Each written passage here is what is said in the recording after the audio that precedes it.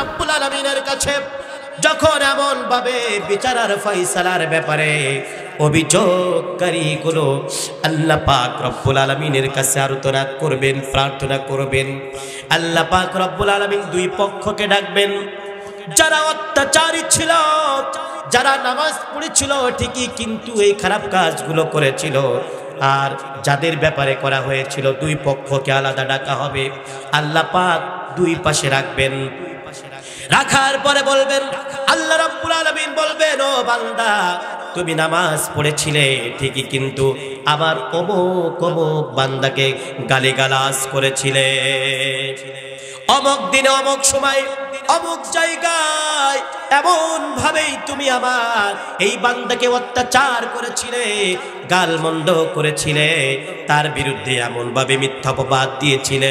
বান্দারে তুমি যদি বিশ্বাস না করো, আমার ফেরেশতারা তোমার কাছে সব আমলনামাগুলো হাজির করবে, একটা একটা একটা একটা করে বান্দার কাছে যখন, জালিমের কাছে, অত্যাচারী ব্যক্তির কাছে যখন আল্লাহর পক্ষ থেকে ফেরেশতারা হাজির করবেন, এই জালিমগুলো, অত্যাচারী মানুষগুলো, ওই নামাজি মানুষগুলো সেদিন বলবে, মালি হাদাল কিতাবি লা ইউগাদিরু সগীরাতাও ওয়ালা কাবীরাতান ইল্লা আহসাহা।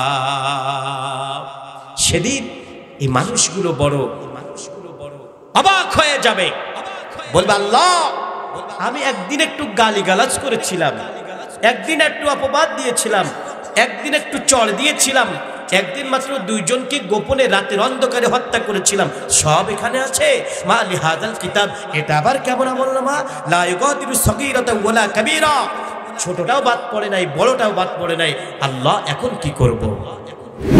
ونشهد أن لا إله إلا الله وحده لا شريك له ونشهد أن سيدنا وحبيبنا ومولانا محمدا عبده ورسوله الذي أرسله بالحق بشيرا ونذيرا وداعيا إلى الله بإذنه وسراجا منيرا. فقد قال الله تعالى في كلامه المجيد وفرقانه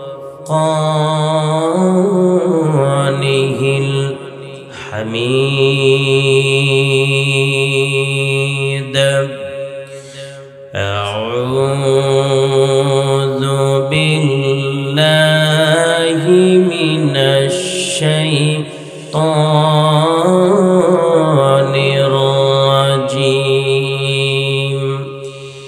بسم الله الرحمن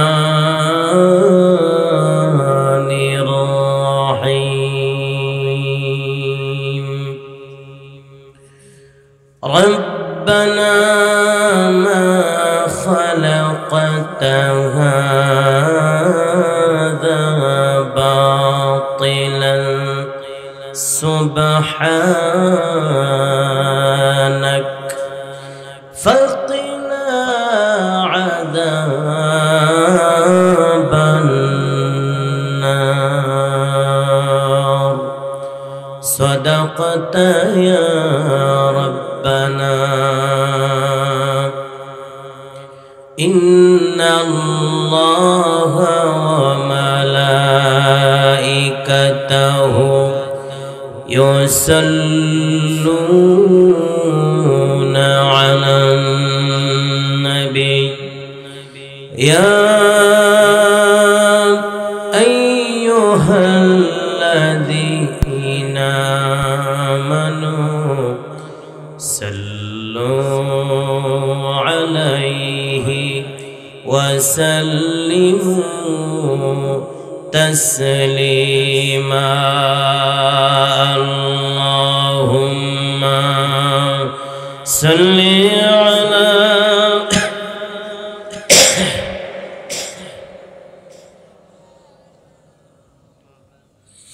وعلى آل سيدنا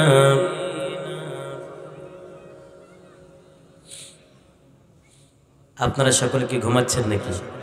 সজাগ আছেন সকলে? নবীজির প্রতি আমাদের সকলের মহব্বত আছে না নাই? যারা কথা বললেন না তাদের মহব্বত নেই? সত্যি কি সকলের মহব্বত আছে? যদি তা থাকে বিন্দুমাত্র কৃপণতা না করে কণ্ঠটাকে ছেড়ে দিয়ে জোর কণ্ঠে জোর আওয়াজে কিয়ামতের ময়দানে যখন অন্য কোনো নবীও কোনো উম্মতের কোনো ব্যক্তির সুপারিশকারী হওয়ার সুযোগ পাবে না, যেদিন আমার আপনার নবী বিশ্বনবী সাল্লাল্লাহু আলাইহি ওয়াসাল্লাম তিনি কেবল আমাদের জন্য রবের কাছে সুপারিশকারী হিসাবে আল্লাহ পাকের কাছে আবেদন করার সুবর্ণ সুযোগ পাবেন, সেদিন যেন তিনি আমাদেরকে আজকের এই দুরুদের মহব্বতে আমাদের জন্য সুপারিশ করতে পারেন। এজন্যে জোর কণ্ঠে জোর আওয়াজে মহব্বতের সাথে পড়ছি সকলে আল্লাহুম্মা সাল্লি আলা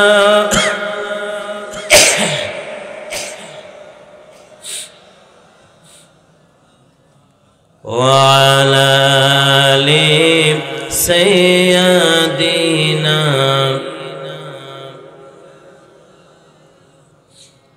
মনটা যদি হইতো প্রবল হাওয়া হইতো যদি শুভ্র কবুতর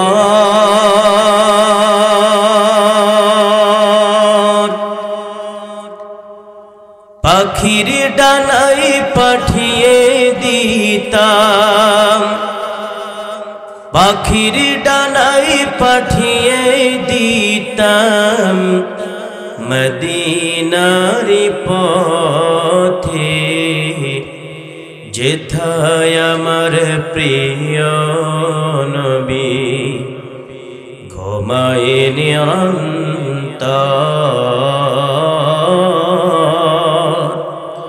যেথায় আমার প্রিয় নবী ঘুমায়েন অন্তর।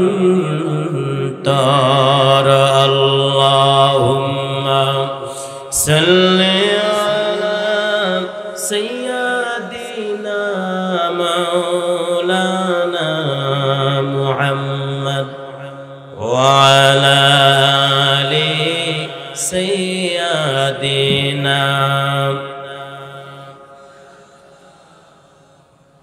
সবাই পড়ুন বালাগাল উলা বিকামালিহি কাশাফাদ দুজা বিজামালিহি হাসুনাত জামিউ খিসালিহি সাল্লু আলাইহি ইয়া তেরি মেরাজ थी कि तू लोगों कलम तक पहुँचा, और मेरी मेराज है कि मैं तेरे कदम तक पहुँचा।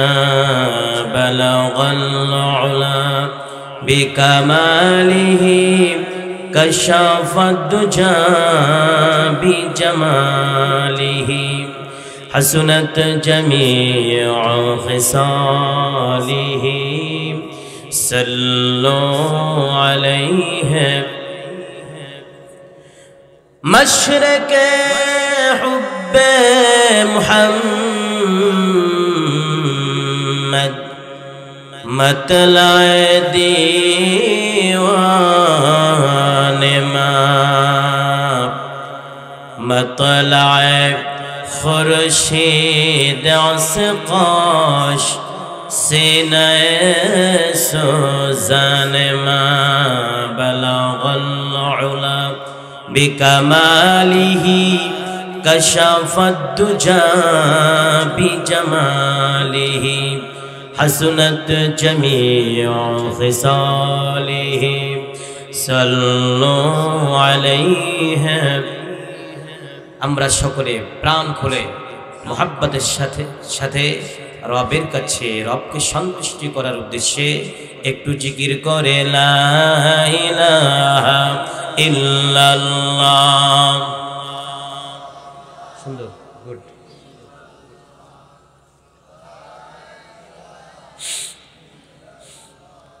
লা ইলাহা ইল্লাল্লাহ।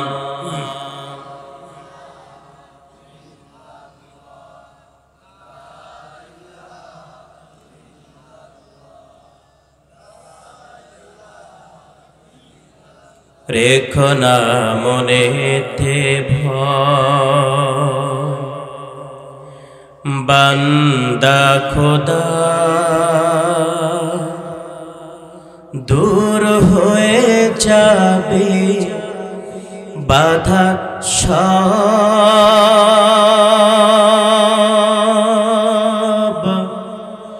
তোমার আমার মালিক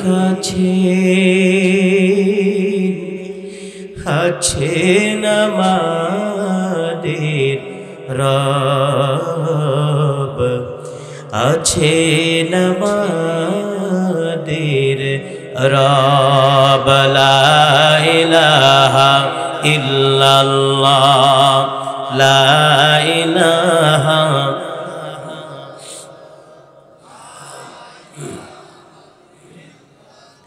মরে গেলে যখন আমি হয়ে যাব লাশ,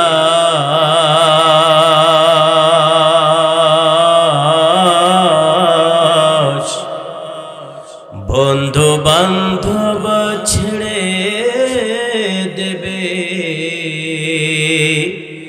তখন আমার পাশ। ঠিক কিনা বলেন? মরে গেলে যখন আমি হয়ে যাব লাশ, বন্ধু বান্ধব ছেড়ে দেবে তখন আমার পাশ। কেউ বলবে বাস কাটো অতি তাড়াতাড়ি,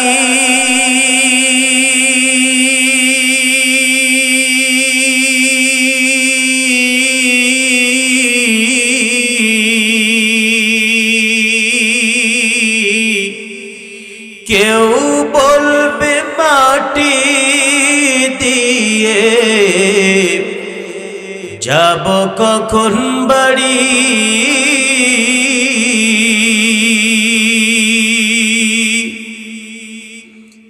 আজ আমি জীবিত বলে সবাই আমার আপন,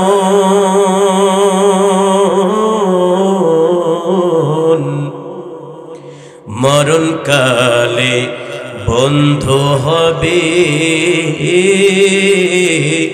শুধুই সাদা কাফন, মরণকালে বন্ধু হবে শুধুই সাদা কাফন। লা ইলাহা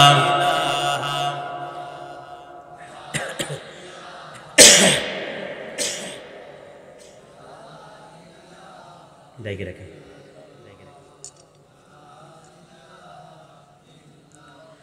मोहब्बत ला इलाहा इल्लल्लाह सुबहानल्लाह अल्हम्दुलिल्लाह ला इलाहा इल्लल्लाह सुबहानल्लाह अल्हम्दुलिल्लाह ला इलाहा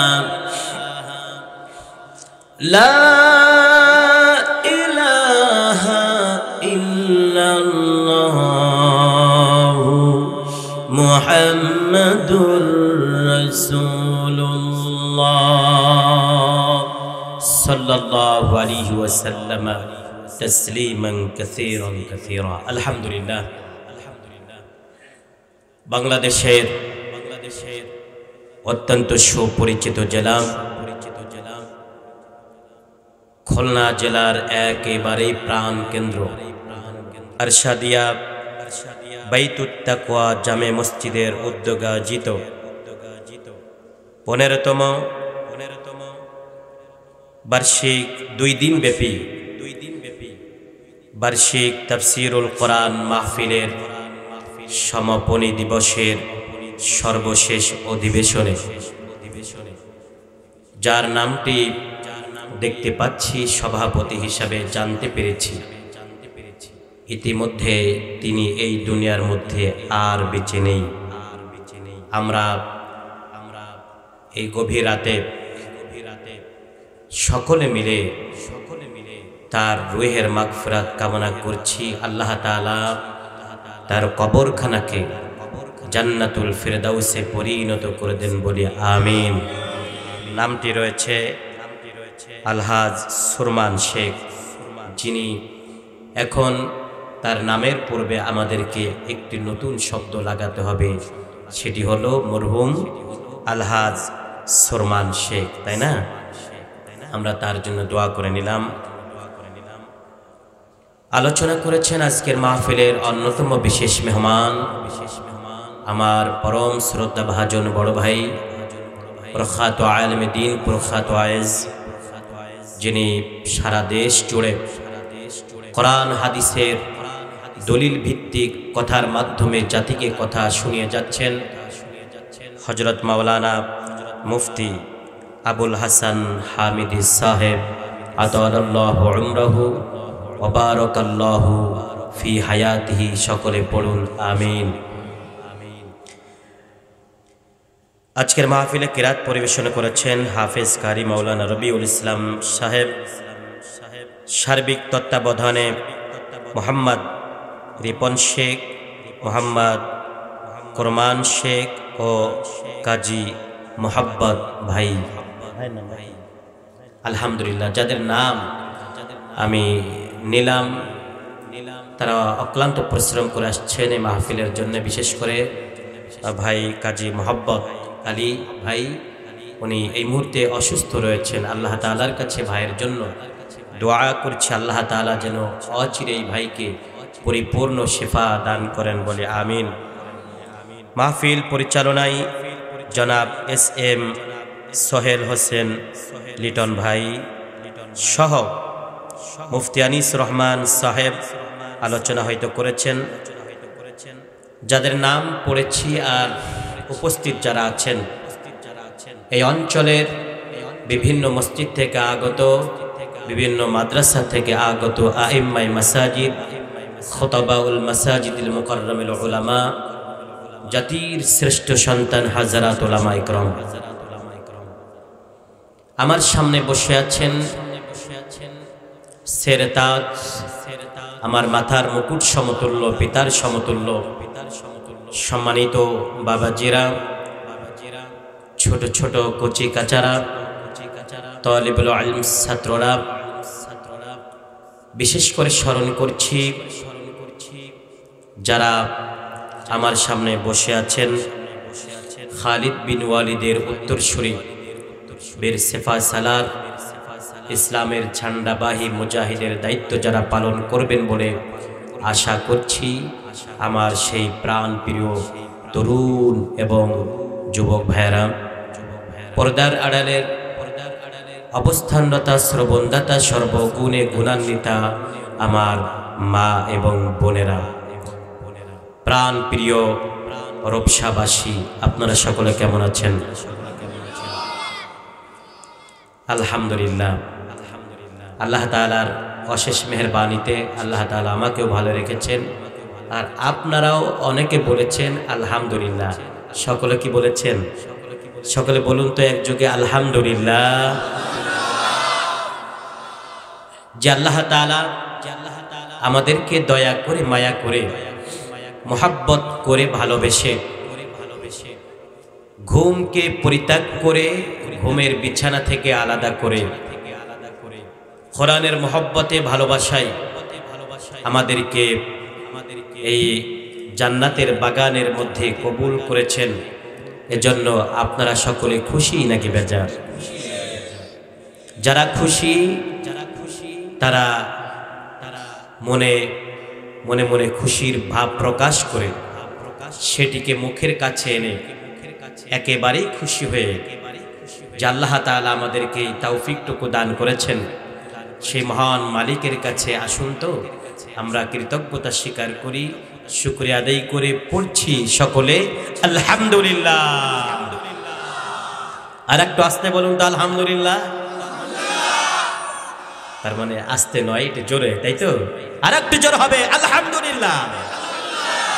প্রিয় ভাই সব, আমরা শুকরিয়া আদায় করে নিয়েছি কার? সবাই জোরে বলুন কার? খুশি হয়েছেন কে? আমরা সারাটা জীবন ধরে খুশি চাই শয়তানের নাকি আল্লাহ পাকের? আল্লাহ পাক রব্বুল আলামিনের খুশি চাই, তার সন্তুষ্টি চাই আমাদের উপরে। তাহলেই কেবল আমার এই জিন্দগিটা ধন্য হবে, ইহকাল সুন্দর হবে, পরকালেও আমরা নাজাত প্রাপ্ত হয়ে গেলেও যেতে পারি।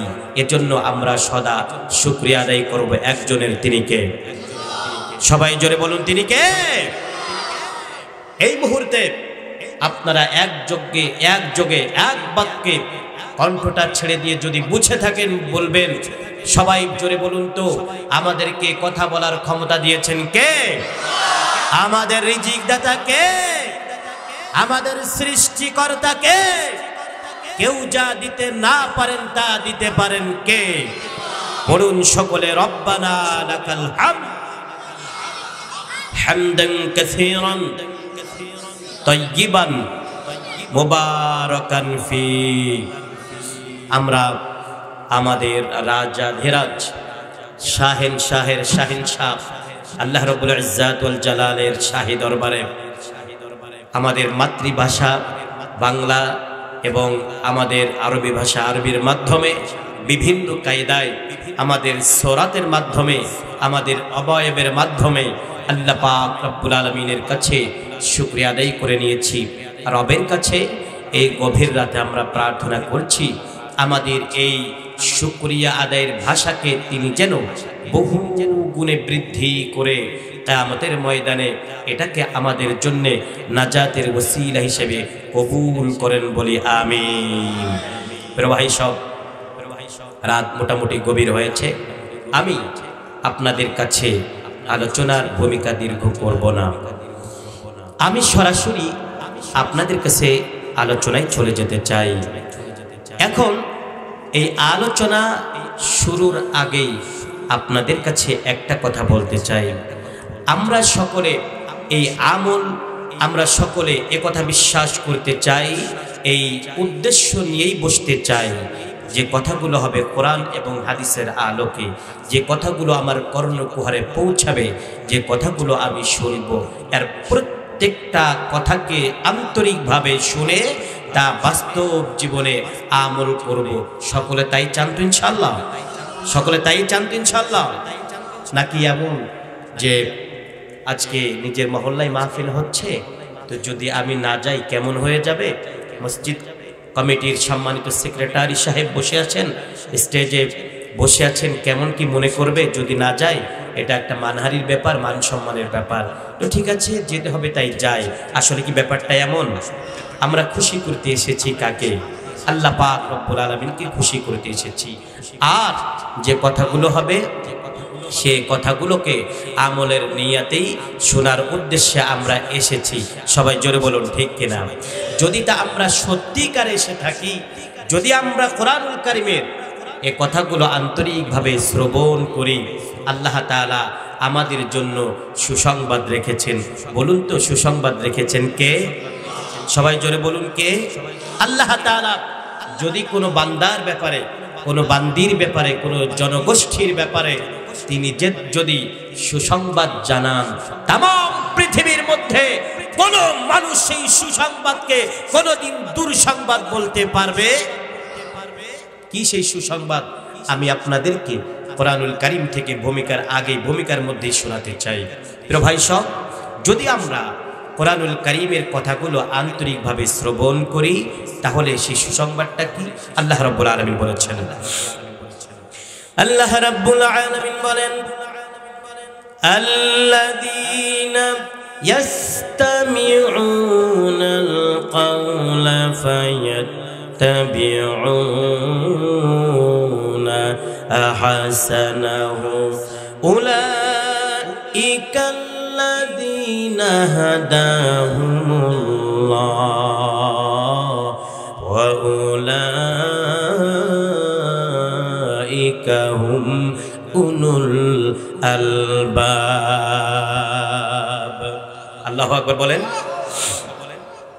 প্রিয় ভাই সব, আল্লাহ রাব্বুল আলামিন বলেছেন, বান্দারে শোনো, আল্লাযীনা ইয়াসতামিউনাল কাওলা ফায়াত্তাবিউনা আহসানাহু।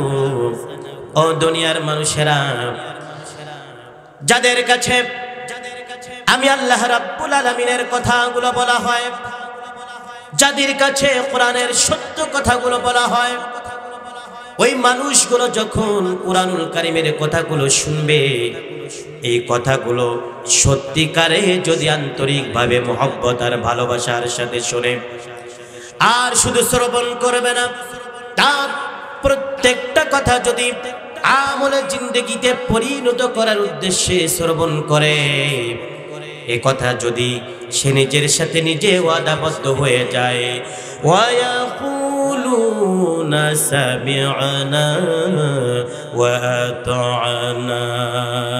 আয় আল্লাহ তাআলা আলেমের মুখে, হুজুরের মুখে এতক্ষণ পর্যন্ত তোমার কোরআনুল কারীম থেকে যে কথাগুলো আমি শ্রবণ করছি, আয় আল্লাহ তাআলা কোনো যুক্তি ছাড়া, কোন রকমের ভিন্ন উদ্দেশ্য ছাড়া রব্বুল আলামিন আল্লাহ তোমার কোরআনুল কারীমের প্রত্যেকটা কথা আমি মেনে নিলাম।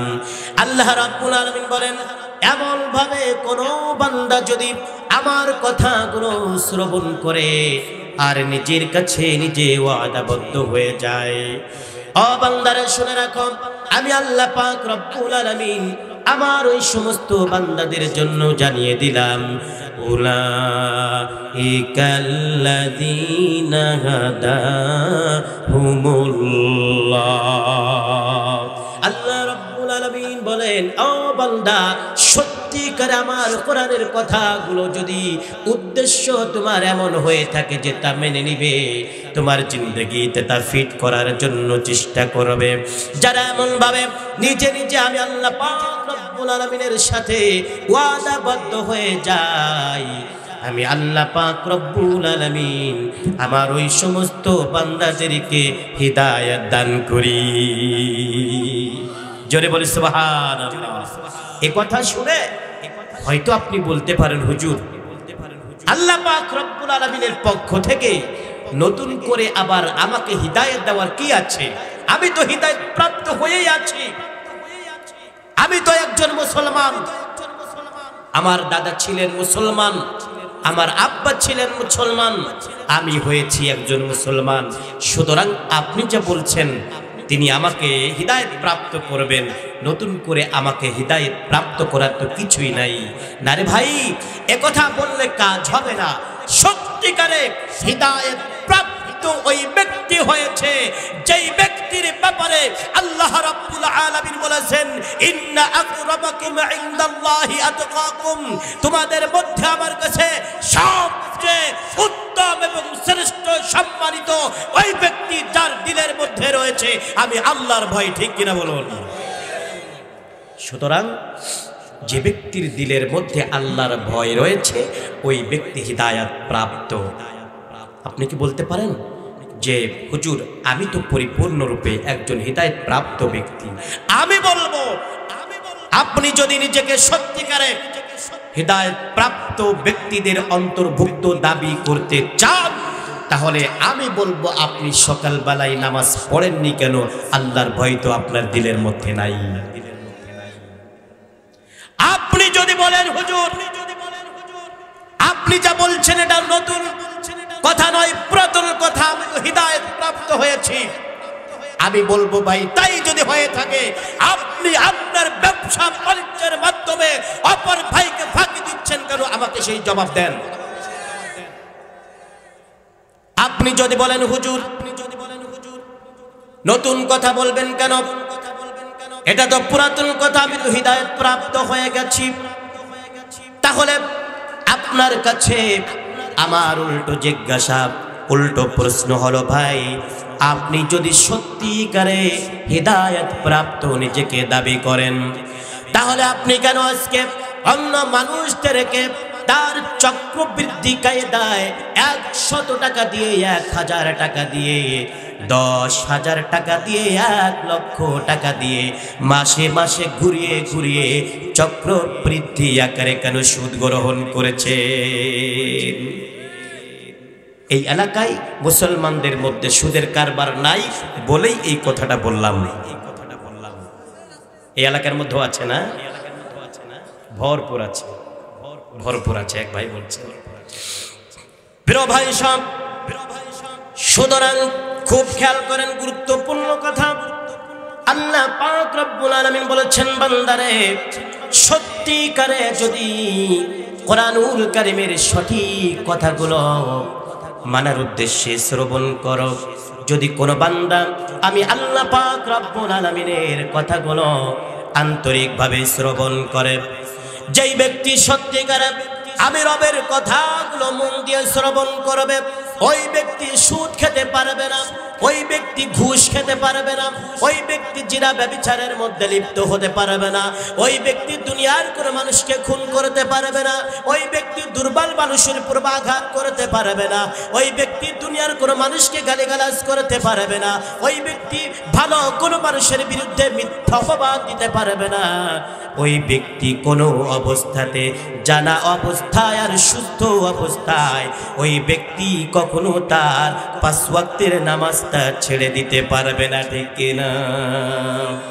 সুতরাং এবার আপনার কাছে আপনি জিজ্ঞাসা করেন, ও মুসলমানেরা আপনার কাছে আপনি জিজ্ঞাসা করেন, আল্লাহ রাব্বুল আলামিন বলছেন বান্দারে যদি আমার কোরআনটা আন্তরিকভাবে শুনে নাও আর যদি তা মেনে নাও আমি আল্লাহ পাক রব্বুল আলামিন তোমাকে হিদায়াত প্রাপ্ত করব, হিদায়াতের দিশা দিয়ে দিব। আর তুমি একটু তোমার জীবনের সাথে মিলে নাও, সত্যিকারে তুমি ঘুষ খেয়ে সুদের কারবার করে জিনা ব্যভিচারের মধ্যেই লিপ্ত হয়ে নামাজটাকে ছেড়ে দিয়ে কোরআনটাকে ছেড়ে দিয়ে বিশ্বনবীর আদর্শটাকে ছেড়ে দিয়ে আদৌ বান্দা মুসলমানের সন্তান হয়েও তুমি হিদায়াতের পথে আছো নাকি? এবার আপনারা বুঝে থাকলে বলুন তো আমরা 100% মুসলমানের সন্তান, আমরা কি হিদায়াতের পথে আছি ভাই? হ্যাঁ, এবার তো জবাব আর আসবে না। আমরা কি আসলে হিদায়াতের পথে আছি? আছি ভাই? না, আমরা এই মুহূর্তে হিদায়াতের পথে সকলে নাই। হয়তো আমার জীবনের মধ্যে রোজা থাকতে পারে, আমার জীবনের মধ্যে নামাজ নামক আমল থাকতে পারে, পাশাপাশি আমার জীবনের মধ্যে তো এমন কিছু বদ আমল আছে যে আমি গোপনে গোপনে সুন্দরভাবে একটা সিগনেচারের মাধ্যমে আমার ক্ষমতা বলে আমি একজন অফিসার হিসেবে অন্য ভাইয়ের কাছ থেকে আমি একটা সিগনেচার করে 10,000 টাকার ঘুষের কারবার করছি। বলুন তো এমন অফিসার সমাজের মধ্যে আছে না নাই? উনি নামাজ পড়ে থাকেন, উনি রোজা রেখে থাকেন, উনি মাঝে মধ্যে আবার কোরআন পড়ে থাকেন, আবার কি করেন সুযোগ যখন পান তখন সাথে সাথে উনি একটু ঘুষের কারবারও করে থাকেন। আমার নিজের জানা আছে, আমাদের নিজেদের জানা আছে 5 ওয়াক্ত 3 ওয়াক্ত 2 ওয়াক্ত নামাজ পড়ে থাকেন, মাঝে মধ্যে উল্লেখযোগ্য হারে দিনের পথে দান করে থাকেন। আবার পাশাপাশি উনি একেবারে নিয়মতান্ত্রিক ভাবে প্রত্যেকটা মাসে লক্ষ লক্ষ লক্ষ লক্ষ টাকার সুদের কারবারের মধ্যে নিজেকে জড়িয়ে রেখেছেন। বলুন তো সমাজের মধ্যে এমন মানুষ আছে না নাই?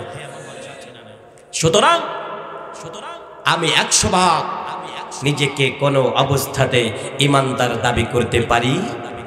সুতরাং আল্লাহ রাব্বুল আলামিন বলছেন, শোনো, আমার কোরআন শুনবে, আমার কোরআনটাকে মানবে। যখনই তুমি আমার কোরআন অনুযায়ী তোমার মাথা থেকে পা পর্যন্ত আপাদ মস্তককে সঠিকভাবে গঠন করবে, মেনে চলার মতো যোগ্যতা অর্জন করবে, তখন বান্দা কেবল তুমি হিদায়াত প্রাপ্ত হয়ে যাবে। জোরে বলি সুবহানাল্লাহি ওয়া বিহামদিহি। প্রিয় ভাই সব, আমি আজকে আপনাদের সামনে কিছু উল্লেখযোগ্য কথা বলতে চাই, যে কথাগুলো সত্যিকারে একজন মানুষ যদি আন্তরিকভাবে শ্রবণ করে, কোরআনের আয়নায় হাদিসের আয়নায় তার জীবনটাকে যদি দেখতে চাই, দেখতে দেখতে দেখতে পাবে সত্যিকারে হাদিসের ভাষ্য অনুযায়ী, কোরআনের ভাষ্য অনুযায়ী আমার জীবনটা তো ভুলে ভরপুর রয়েছে। সুতরাং আমার এই জীবনের অমুক অমুক ক্ষেত্রে অমুক অমুক জায়গাতে আমার এই জীবনটাকে ঠিক করা দরকার, আমার এই জীবনটাকে সংশোধন করা দরকার, আমার এই জীবনটাকে আল্লাহর রাহে সঠিকভাবে পরিচালনা করার দরকার। ঠিক কিনা বলুন? তাই যদি করতে পারি, আমি নিজেকে ইমানদার বলে দাবি করতে পারবো। তা যদি আমি করতে না পারি, বিশ্বাস করুন ভাই, ইসলামের কথা শুনে, কোরআনের কথা শুনে, আল্লাহর কথা শুনে কোনো লাভ হবে? আর যদি আমার উদ্দেশ্য ভালো থাকে, তাহলেই কেবল আমার জিন্দগিটা ধন্য হয়ে যাবে, ইহকাল সুন্দর হবে, পরকাল জিন্দগিতে আল্লাহ পাক আমাকে তার মাকবুল বান্দাদের মধ্যে, বান্দীদের মধ্যে কবুল করে নেবেন। সকলে বলুন ইনশাআল্লাহ। প্রিয় ভাই সব, দেখুন এই সমাজের মধ্যে আমরা তো অনেকে আছি দয়ালু মানুষ, খুব খেয়াল করবেন, অনেকে আছি খুবই দয়ালু মানুষ।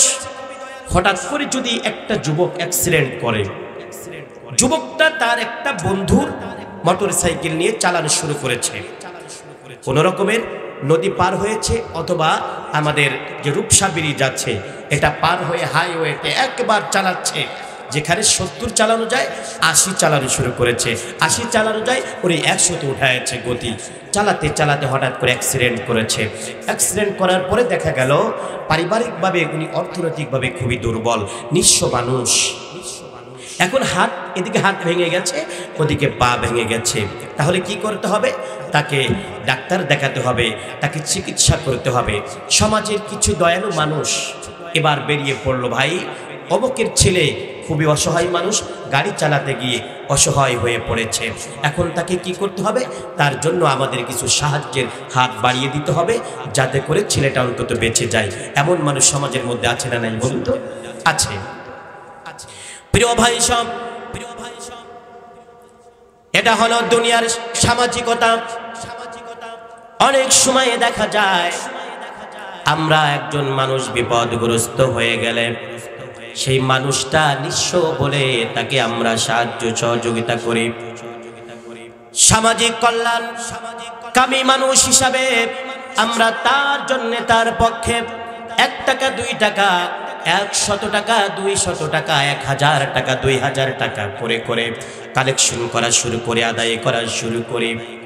মাঝে মধ্যে হাসপাতালে গিয়ে ডাক্তার সাহেবের কাছে টাকা দিয়ে আসি, আবার কালেকশন করি, আবার টাকা দিয়ে আসি। এইভাবে সামাজিকভাবে একজন মানুষকে আমরা সাহায্য সহযোগিতা করি। ওই মানুষটা যদিও পারিবারিকভাবে আমরা তাকে নিঃস্ব বলি, কিন্তু দেখা যায় এই নিঃস্ব মানুষটা নিঃস্ব হওয়ার পরেও আমরা তাকে বিভিন্ন কায়দায় সাহায্য করে থাকি।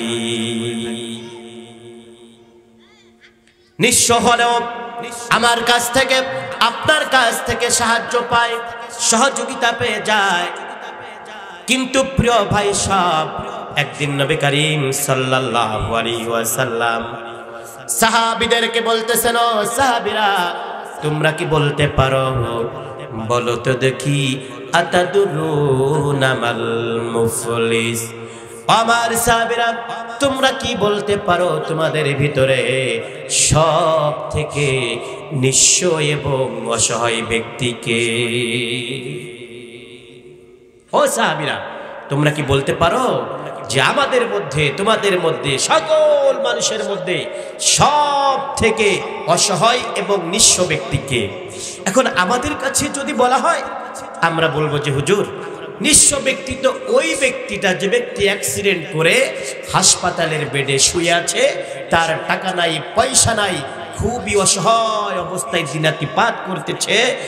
আমরা যদি কিছু কালেকশন করে দেই, ওই ব্যক্তির চিকিৎসা হয়, নচেত তার চিকিৎসা হয় না। আমরা ভাবছি, আমরা মনে করছি ওই ব্যক্তি খুবই অসহায় এবং নিঃস্ব। সাহাবীদের কাছে নবী করিম সাল্লাল্লাহু আলাইহি ওয়াসাল্লাম জিজ্ঞাসা করেছেন, ও সাহাবীরা, বলো তো দেখি তোমাদের মধ্যে, আমাদের মধ্যে তথা দুনিয়ার মানুষদের মধ্যে সবচেয়ে নিঃস্ব ব্যক্তিকে?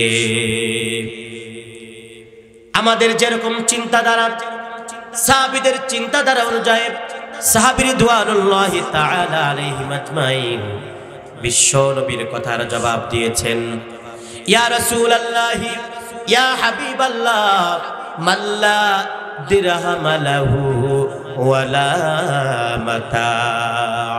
ইয়া রাসূলুল্লাহ, ইয়া হাবিবাল্লাহ, নবীজি, আমাদের মধ্যে যার কাছে টাকা নাই, পয়সা নাই, সম্পদ নাই, ওই ব্যক্তি হলো আমাদের ভিতরে সবচেয়ে নিঃস্ব।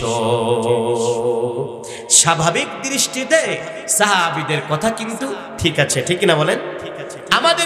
আমাদের ব্রেনও তাই বলে, যার কাছে টাকা নাই, যার কাছে পয়সা নাই, যার কাছে সম্পদ বলতে কিছুই নাই, ওই ব্যক্তি আমাদের দৃষ্টিতেও অসহায় অথবা নিঃস্ব। ঠিক না কথা বলেন? ঠিক না কথা বলেন? আল্লাহর নবী সাল্লাল্লাহু আলাইহি ওয়াসাল্লাম সাহাবীদের কাছ থেকে এমন জবাব যখন পেলেন, বিশ্ব নবী বললেন, আমার সাহাবীরা শুনে নাও, তোমরা যে কথাটা বলেছো, যার টাকা নাই, পয়সা নাই, সম্পদ নাই, সেই ব্যক্তি আসলে অসহায় নয়। যার কাছে সম্পদ নয়, যার কাছে টাকা নাই, পয়সা নাই, ও সাহাবীরা, ওই ব্যক্তি অসহায় নয়। প্রকৃত পক্ষে আমি বিশ্ব নবী এই মুহূর্তে বাস্তব অসহায় ব্যক্তিকে, নিঃস্ব ব্যক্তিকে তার সংজ্ঞা এবং পরিচয় তোমাদেরকে দিতে চাই। বিশ্বনবী বলতেছেন, আমি এখন তোমাদেরকে শোনাতে চাই, তোমরা তো এক দৃষ্টিতে তোমরা তো নিঃস্ব এবং অসহায় ব্যক্তির পরিচয় আমার কাছে দিয়েছ। আমি বলছি না তোমাদের সেই দাবি যৌক্তিক নয়। টাকা যার কাছে নাই, মাল্লা দিরহাম লাহু ওয়ালা মাতা, যার কাছে টাকা নাই, পয়সা নাই, সম্পদ নাই, প্রকৃত পক্ষে ইসলামের দাবি অনুযায়ী ওই ব্যক্তি আসলে নিঃস্ব নয়। ও সাহাবীরা শোনো, আমি বিশ্বনবী তোমাদেরকে জানাচ্ছি, একটা একটা একটা একটা করে আসলে নিঃস্ব হবে কারা, তোমাদেরকে আমি জানিয়ে দিচ্ছি। আপনারা কি সেই কথাগুলো শুনতে চান? ঘুমাচ্ছেন নাকি আপনারা? সবাই শুনতে চান? শোনেন, খুব খেয়াল করবেন এই কথাগুলো। এ কারণেই আপনাদের সামনে আনতেছি। এটা কিন্তু আমি সরাসরি হাদিস থেকে পড়তেছি, হাদিস থেকে বলতেছি। আচ্ছা, আপনারা বলুন তো, বিশ্বনবী তার জীবদ্দশায় যত কথা বলেছেন, একটা কথাও কি বিশ্বনবী মিথ্যা বলেছেন? ভাই, একটা কথাও কি বিশ্বনবী অনুমান ভিত্তিক ভাবে বলেছেন? না, একটা কথাও বিশ্বনবী অনুমান ভিত্তিক ভাবে বলেন নাই। যা জেনেছেন তিনি জিবরিল আমিনের মাধ্যমে আল্লাহর পক্ষ থেকে, সেই কথাগুলোকেই তিনি এই জাতিকে পুঙ্খানুপুঙ্খরূপে জানিয়েছেন কল্যাণের জন্য। ঠিক কিনা বলুন? সেই কথাগুলোই আপনাদেরকে আমি বলতে চাই এখন। বিশ্বনবী সাল্লাল্লাহু আলাইহি সাল্লাম বলেন, ও সাহাবীরা, তোমরা বলেছ টাকা নাই, যার পয়সা নাই, তারা হলো একেবারে অসহায় এবং নিঃস্ব। কিন্তু সাহাবীরা শুনে নাও, আমি বলবো যে না, তারা নিঃস্ব নয়, তারা অসহায় নয়, বরং আমি বিশ্ব নবী তোমাদের কাছে প্রকৃত পক্ষে সত্যিকারে কোন ব্যক্তি অসহায় তার কিছু নমুনা, তার কিছু বাস্তব উদাহরণ বিশ্বনবী জানালাম, শুনে নাও। আল্লাহর নবী বলেন, ও সাহাবীরা শোনো, ইন্না মিন উম্মতি, কিয়ামতের ময়দানে লক্ষ লক্ষ কোটি কোটি মানুষ যেদিন আল্লাহ পাক রব্বুল আলামিনের কাছে হাজির হয়ে যাবে, আল্লাহ পাক রব্বুল আলামিন যেদিন তার ফেরেশতাদের মাধ্যমে চূড়ান্ত আকারের ফুঁক দিয়ে দিবেন, যখন প্রত্যেকটা মানুষ যার যার কবর থেকে উঠে যাবে, একটা মানুষও সেদিন আর কবরের মধ্যে থাকতে পারবে না। সূরাত ইয়াসিনের মধ্যে এ কথার বাস্তবতা আল্লাহ পাক রব্বুল আলামিন জানিয়েছেন, وَنُفِخَ فِي الصُّورِ فَإِذَا هُمْ مِنَ الْأَجْدَاثِ إِلَى رَبِّهِمْ يَنسِلُونَ। আমার ভাইয়েরা, কিয়ামতের ময়দানে চূড়ান্ত ফুৎকার যখন এসে যাবে, একটা মানুষও সেদিন আর কবরের মধ্যে রবে না। আল্লাহ পাক রব্বুল আলামিনের আহ্বানে প্রত্যেকটা মানুষ একজন নয়, দুইজন নয়, লক্ষ লক্ষ কোটি কোটি মানুষ, শত কোটি মানুষ নয়, এত পরিমাণ মানুষ হাসরের ময়দানে আল্লাহ পাক রব্বুল আলামিনের শাহী দরবারে হাজির হয়ে যাবে, যার সংখ্যা দুনিয়ার কোনো মানুষ নিরূপণ করতে পারবে না। পারবে না? কি বলেন? সংখ্যা নিরূপণ করা যাবে? এই অসংখ্য মানুষ যখন আল্লাহ পাক রব্বুল আলামিনের কাছে হাজির হয়ে যাবে, খুব কান লাগান, নবীজি আমার বলেন, ইন্না মিন উম্মতি, সেদিন আমার উম্মতগুলো এমন ভাবে রবের কাছে হাজির হয়ে যাবে, এই উম্মতদের ভিতরে এমন কিছু মানুষ আল্লাহ পাক রব্বুল আলামিনের কাছে হাজির হয়ে যাবে, যে মানুষগুলো বিসসালাতিন ওয়া সিয়ামিন ওয়া যাকাত, আমার উম্মতদের ভিতরে এমন কিছু মানুষ আল্লাহ পাক রব্বুল আলামিনের কাছে হাজির হয়ে যাবে, যে উম্মতগুলো তারা দুনিয়ায় থাকা অবস্থায় নামাজ পড়েছিল। কি পড়েছিল? কথা বলেন, কি পড়েছিল? আমার যে উম্মতগুলো নামাজ পড়েছিল, ওয়া সিয়ামিন, তারা রোজাও রেখেছিল, ওয়া যাকাত, এবং তারা যাকাতও প্রদান করেছিল। এবার এই মানুষগুলো যখন আল্লাহ পাক রব্বুল আলামিনের কাছে উঠে যাবে, আল্লাহ পাকের সামনে হাজির হয়ে যাবে। আবার একটু স্মরণ করিয়ে দেই, আমি কিন্তু সেই কথাগুলোই আপনাদেরকে বলতে চাই। বিশ্ব নবী নিঃস্বকারা তার পরিচয় দিচ্ছেন এভাবে, আমার উম্মতদের ভিতরে এই মানুষগুলো যারা নামাজ পড়েছিল, যারা রোজা রেখেছিল, যারা হজ করেছিল, যারা যাকাত প্রদান করেছিল, এমন কিছু ভালো উম্মত আল্লাহ পাকের সামনে হাজির হয়ে যাবে। এবার যে মানুষটা নামাজ নিয়ে হাজির হলো, যে মানুষটা রোজার সওয়াব নিয়ে রবের কাছে হাজির হয়ে গেছে, যে মানুষটা যাকাত প্রদান করার কারণে সওয়াব আল্লাহ পাকের সামনে নিয়ে হাজির হয়েছে, এই মানুষটা তার জীবদ্দশায়, জীবন পরিচালনার ভিতরে পরক্ষণে আবার এমন কিছু কাজ করেছেন। বিশ্বনবী বলেছেন, নামাজ পড়েছে, আবার কদ শাতামা হাযা ওয়া কাযাফা হাযা ওয়া আকালা মালা হাযা ওয়া দারাবা হাযা ওয়া সাফাকা দামা হাযা। বিশ্বনবী বলেন, আমার ওই উম্মত নামাজ পড়েছিল ঠিকই, রোজা রেখেছিল ঠিকই, ইবাদত বন্দেগী করেছিল ঠিকই, কিন্তু পাশাপাশি আমার ওই উম্মত কদ শাতামা হাযা, দুনিয়ায় থাকা অবস্থায় মাঝে মধ্যে এলাকার কোন কোন মানুষদেরকে সে গালিগালাজ করেছিল। কি করেছিল বলুন তো? গালিগালাজ করেছিল। আছে না সমাজের অনেক প্রভাবশালী মানুষ, যুবক হোক, বৃদ্ধ হোক, মধ্যবয়সী হোক, নারী হোক, পুরুষ হোক, কথা যখন বলে একটু তার কথার বিপরীতে যদি দুর্বল মানুষটা, সমাজের মানুষটা চলে যায়, উনি অমনি উঠেই গালিগালাজ শুরু করে দেয়। বলুন তো এমন মানুষ আছে না নাই? শুধু আপনাদের রূপসঞ্চলে এমন মানুষ নাই নাকি? খুব ভালো করে কথা মিলাবেন। নবীজি বলতেছেন আমার উম্মত নামাজ পড়েছে, রোজা রেখেছে, কোরআন পড়েছে, ভালো কাজগুলো করেছে, পরক্ষণে ওই ব্যক্তি, ওই উম্মতই আবার মাঝে মধ্যে কি করেছে? এক নম্বর কি করেছে? গালিগালাজ করেছে। শুধু গালিগালাজ করে নাই, নবীজি আমার বলেন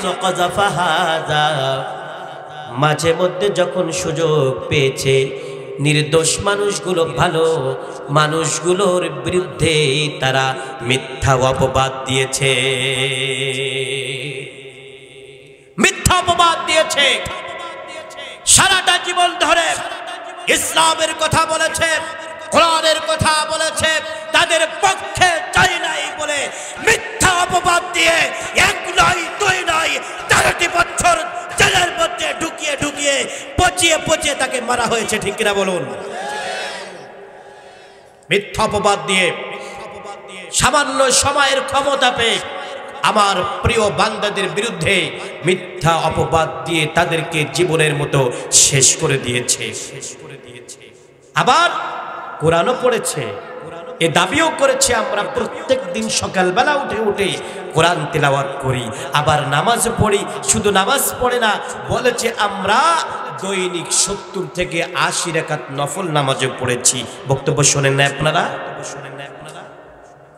প্রিয় ভাই সব, 70 থেকে 80 রাকাত নামাজ আপনি পড়েছেন, আর প্রত্যেক দিন সকালবেলায় আপনি লিডার হিসাবে কোরআনুল কারীম পড়েছেন, নামাজ পড়েছেন দাবি করেন। আবার সেই কোরআনের সত্য কথাগুলো যিনি বললেন, 50টা বছর ধরে এই জাতিকে সঠিক কথাগুলো জানালেন, সেই মানুষটিকে আপনি জেলের মধ্যে রেখে রেখে পচিয়ে পচিয়ে সর্বশেষ 23 সালের আগস্ট মাসের 14 তারিখে তাকে জীবনের মতো দুনিয়া থেকে বিদায় করে দিয়েছেন। এটাই হলো আপনার কোরআন পড়ার নমুনা। প্রিয় ভাই সব, সুতরাং এই জাতি শুধু নামাজ পড়েছে, রোজা রেখেছে, কোরআন পড়েছে, পাশাপাশি গালিগালাজ করেছে। বিশ্ব নবী আমার বলেন মাঝে মাঝে সত্যের পথের অনুসারী মানুষগুলোদেরকে, নির্দোষ মানুষগুলোদের কি তারা এমন ভাবে মিথ্যা অপবাদ দিয়েছে, আর সুযোগ যখন পেয়েছে সুযোগ যখন পেয়েছে 1 নয় 2 নয় মাত্র 5-7 দিনের ব্যবধানে এ দেশের ছাত্র জনতার ভিতর থেকে প্রায় 2000 লোকদেরকে জীবনের মতো বিদায় করে দিয়েছে। ঠিক কিনা? নবীজি আমার বলেছেন যারা এমন ভাবে দুনিয়ায় থাকা অবস্থায় অন্যায় ভাবে মানুষকে হত্যা করেছে, আর মানুষকে মাঝে মধ্যে মারপিট করেছে, আর রাষ্ট্রের সম্পদগুলো নিজের বলে আত্মসাৎ করে দিয়েছে।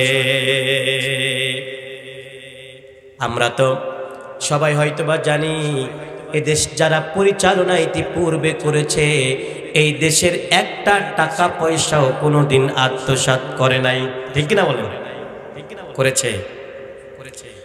কত টাকা পয়সা আত্মসাৎ হয়েছে, হাজার হাজার হাজার হাজার কোটি টাকা সম্পদ আত্মসাৎ হয়েছে। এই দেশের ব্যাংকে ঢোকে নাই, রাখতে পারে নাই, বিদেশের সুইস ব্যাংকে রাখা হয়েছে।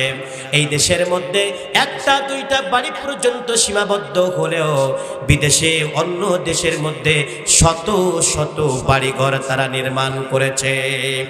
এই টাকাগুলো হলো এই জাতির টাকা। নবীজি আমার বলেন ওরা কোরআন পড়েছে, নামাজ পড়েছে, যাকাত প্রদান করেছে, ইসলামের শুভাকাঙ্ক্ষী হিসাবে কথাগুলো প্রকাশ করেছে, প্রচার করেছে। আবার তারা ওয়াকালা মালাহাজা জাতির সম্পদগুলো আস্তে আস্তে করে তারা আত্মসাৎ করেছে। নবীজি আমার বলেন, ও দুনিয়ার মানুষেরা ভালো করে শুনে নাও, এই যে নামাজি, এই যে হজকারী হাজি, এই যে যাকাত প্রদানকারী, পরক্ষণে ওই একই ব্যক্তি যখন গালিগালাজ করেছে, মিথ্যা অপবাদ দিয়েছে, আবার মানুষকে হত্যা করেছে, মানুষকে মারপিট করেছে, অন্য মানুষের সম্পদগুলো আত্মসাৎ করেছে, এই মানুষগুলো কিয়ামতের ময়দানে আল্লাহ পাক রব্বুল আলামিনের শাহী দরবারে হাজির হয়ে যাবে। খুব ভালো করে কান লাগান। নবীজি আমার বলেন, আল্লাহ পাকের সামনে যখন হাজির হয়ে যাবে, যাদের সম্পদ আত্মসাৎ করা হয়েছে, যাকে গালিগালাজ করা হয়েছে, যার বিরুদ্ধে মিথ্যা অপবাদ দেওয়া হয়েছে, আজকের দুনিয়ায় থাকা অবস্থায় যাকে মারপিট করা হয়েছে, যাদেরকে হত্যা করা হয়েছে, এই সমস্ত ব্যক্তিরা আল্লাহ পাক রব্বুল আলামিনের সামনে হাজির হয়ে যাবে, অভিযোগকারী হিসাবে আল্লাহ পাকের সামনে হাজির হয়ে যাবে। নবীজি আমার বলেন, ও আমার উম্মতেরা ভালো করে শুনে নাও, আসলে নিঃস্ব কারা হবে, নিঃস্ব কোন ব্যক্তি হয়ে যাবে, ভালো করে শুনে নাও।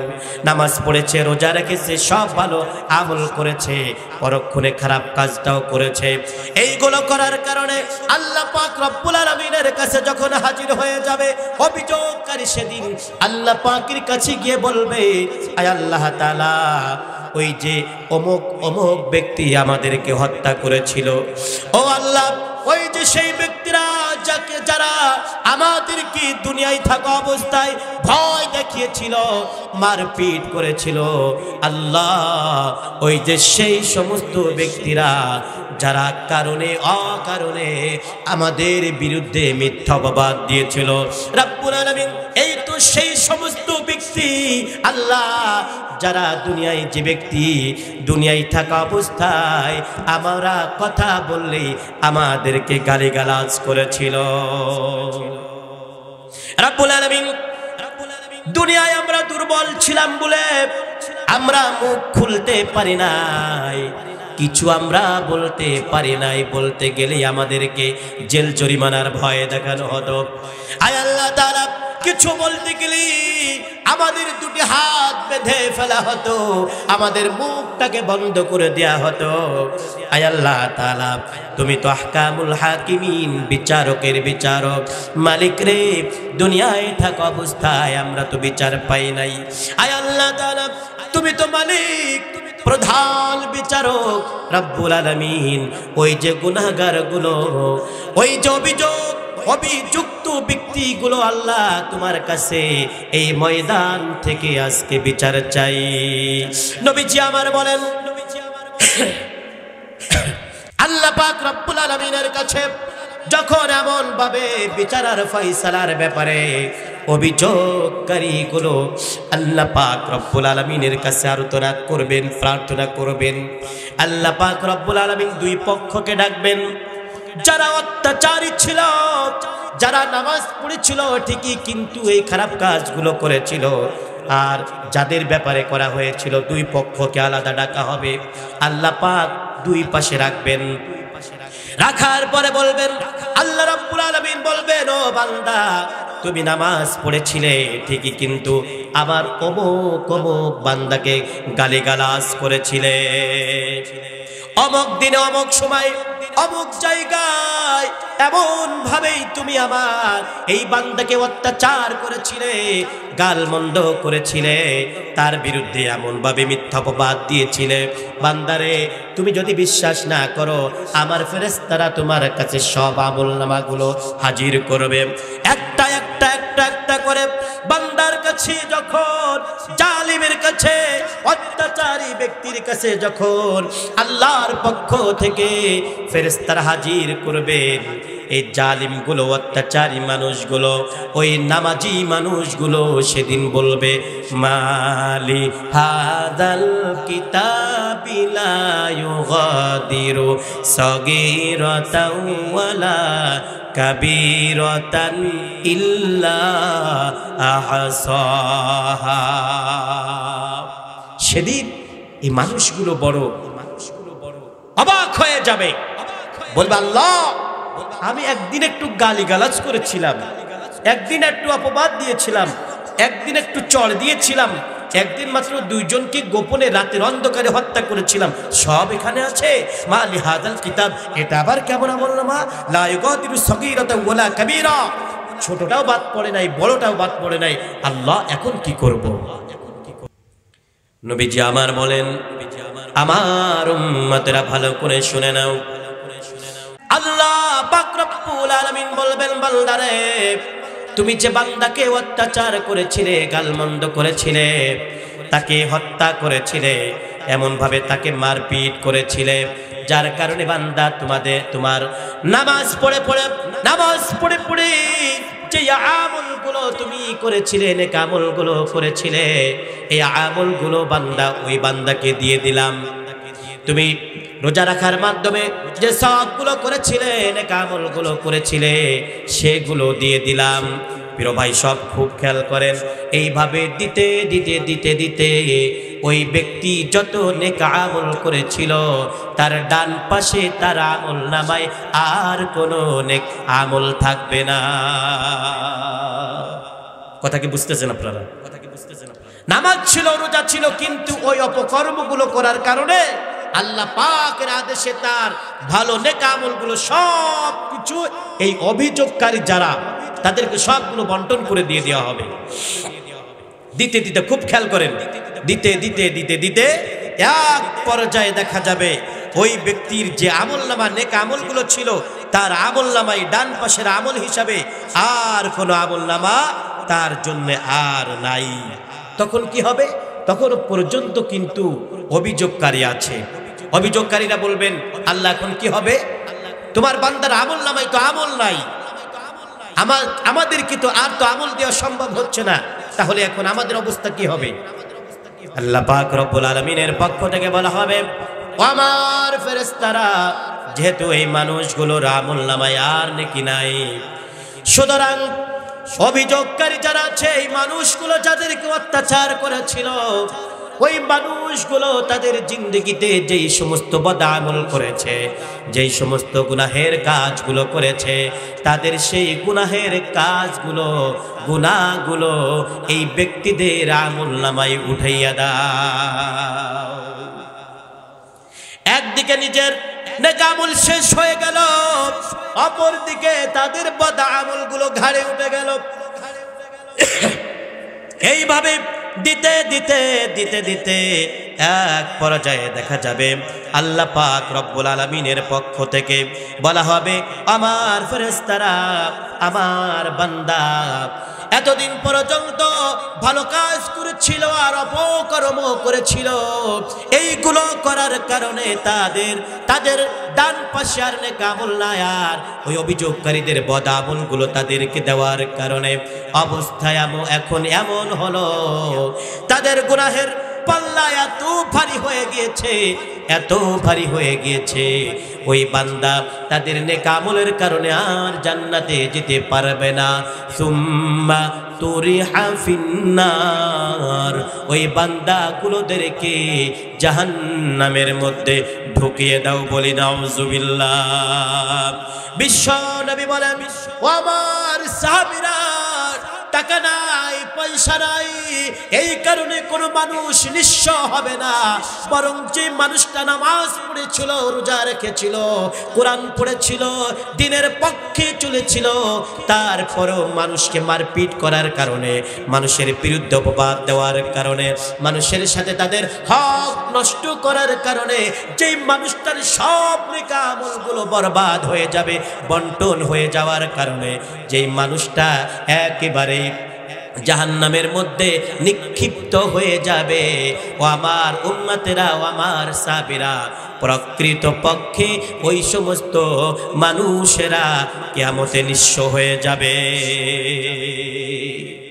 প্রিয় ভাই সব, এই যে কথাগুলো সরাসরি আপনাদের সামনে হাদিস থেকে বললাম, একটা বার আজ রাত্রবেলায় শুয়ে শুয়ে মাথাটা বালিশের সাথে লাগিয়ে একটা বার আপনি চিন্তা করেন, সত্যিকারে আমি নামাজি ঠিকই, সত্যিকারে আমি একজন রোজাদার ঠিকই, সত্যিকারে আমি একজন হাজী ঠিকই, কিন্তু আমি অমুক দিন আমার অমুক ভাইকে গালি দিয়েছিলাম, আমি অমুক দিন সিস্টেম মোতাবেক অত্যন্ত সুকৌশলে আমার শাগরেদদেরকে দিয়ে, শিষ্যদেরকে দিয়ে, আমার দলের লোকজনদেরকে দিয়ে অমুককে হত্যা করেছিলাম, আমি সুকৌশলে আমার ছেলেফেলেদেরকে দিয়ে অমুককে আমি মারপিট করিয়েছিলাম, নামাজও পড়লাম আর এইগুলো করলাম।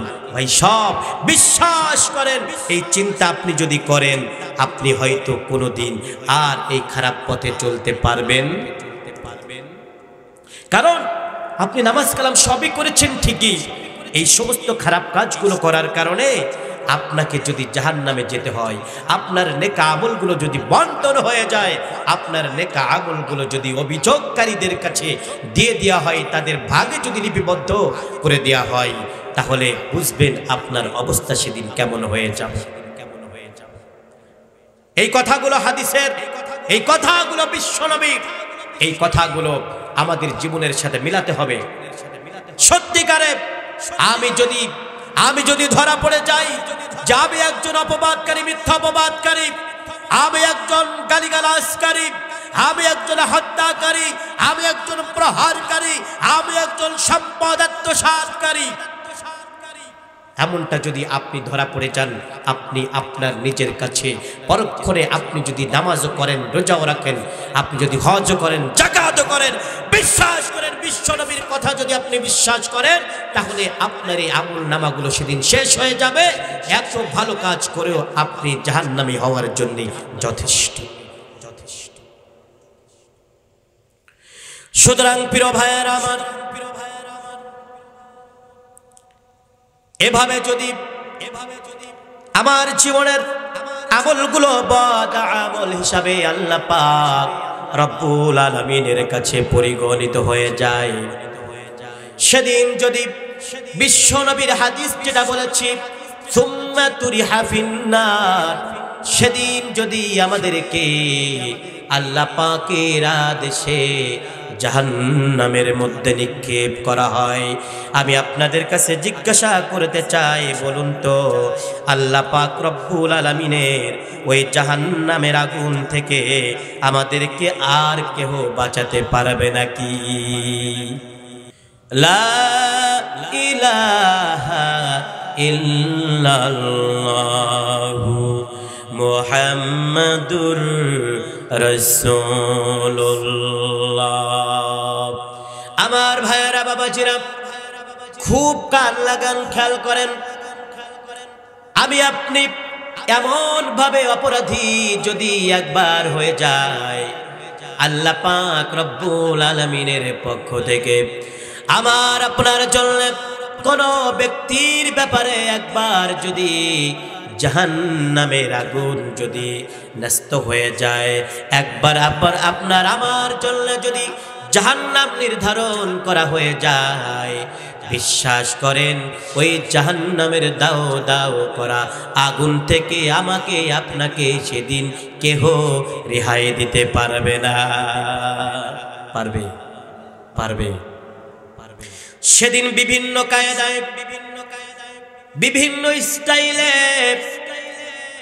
মুসলমানেরা ভালো করে খেয়াল করেন, একবার যদি অপকর্মের কারণে জাহান্নামী আমি হয়ে যাই, আল্লাহ পাকের আদেশে ফেরেশতারা বিভিন্ন ভাবে সেদিন কিন্তু আমাদেরকে শাস্তি প্রদান করবেন। কয়েকটা নমুনার কথা আপনাদেরকে বলতে চাই। আল্লাহ পাক রব্বুল আলামিনের কোরআন বলছে, বান্দারে জাহান্নামে যদি সেদিন হয়ে যাও তোমার অপকর্মের কারণে, তোমাকে বিভিন্ন কায়দায় সেদিন শাস্তি দেওয়া হবে।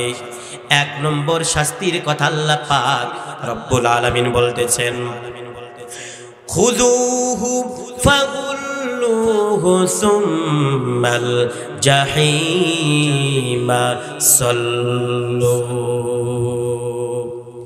সূরাতুল হাক্কা 29 পারার 7 নম্বর পৃষ্ঠার একেবারে শেষ দিকে আল্লাহ পাক রব্বুল আলামিন বলেন, বান্দারে অপকর্মের কারণে আমি রবের কাছে যদি ধরা পড়ে যাও, আমি আল্লাহ পাক রব্বুল আলামিনের পক্ষ থেকে সেদিন ফেরেশতাদেরকে বলা হবে, ও আমার ফেরেশতারা, এই বান্দা দুনিয়ায় থাকা অবস্থায় অপকর্মের মধ্যে লিপ্ত হয়েছিল, সুতরাং খুযুহু ফাগুল্লুহু সুম্মাল জাহিমা সাল্লু। খুযুহু, তাকে ধরো, ফাগুল্লুহু, আর তার গলার মধ্যে বেড়ি লাগিয়ে দাও। এই আদেশ কার হবে? এই আদেশ হবে কার? সবাই জোরে বলেন, এই আদেশটা থাকবে কার? আল্লাহ পাক রব্বুল আলামিনের আদেশ হবে। আপনারা বলুন তো, আল্লাহ পাক রব্বুল আলামিন যখন আমার আপনার মতো গুনাহগার বান্দাদের ব্যাপারে ফেরেশতাদেরকে যখন আদেশ করবেন কোনো কাজ করার জন্যে, ফেরেশতারা তখন আদেশ পালনের ক্ষেত্রে আর কি দেরি করবেন? আর কি দেরি করবেন ভাই? না না না, বিন্দুমাত্র আর দেরি করা হবে না। আল্লাহ পাক রব্বুল আলামিনের পক্ষ থেকে যখনই বলা হবে খুযুহু, ওকে ধরো, ফাগুল্লুহু, তার গলার মধ্যে বেড়ি লাগিয়ে দাও, সাথে সাথে কি করা হবে? সাথে সাথে ধরা হবে, গলার মধ্যে আগুনের বেড়ি লাগিয়ে দেয়া হবে, শিকল লাগিয়ে দেয়া হবে। সেই শিকলের সাইজটা কেমন হবে? আল্লাহ পাক রব্বুল আলামিন কুরআনুল কারীমের মধ্যে বলেছেন, সুম্মা ফি সিলসিলাতিন যারউহা সাবউনা যিরাআন ফাসলুকু।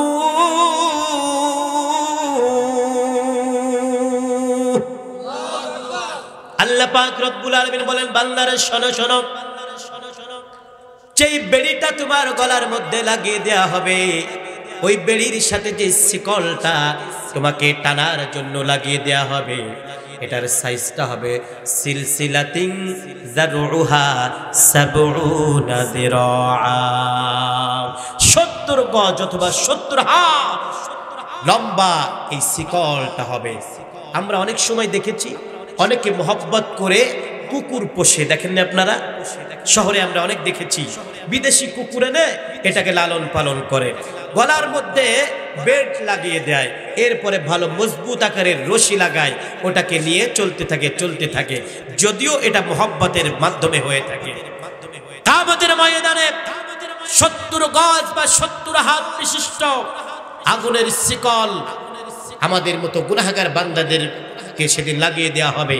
টানতে টানতে টানতে টানতে বান্দাকে জাহান্নামের আগুনের মধ্যে নিক্ষেপ করা হবে। আল্লাহ রাব্বুল আলামিন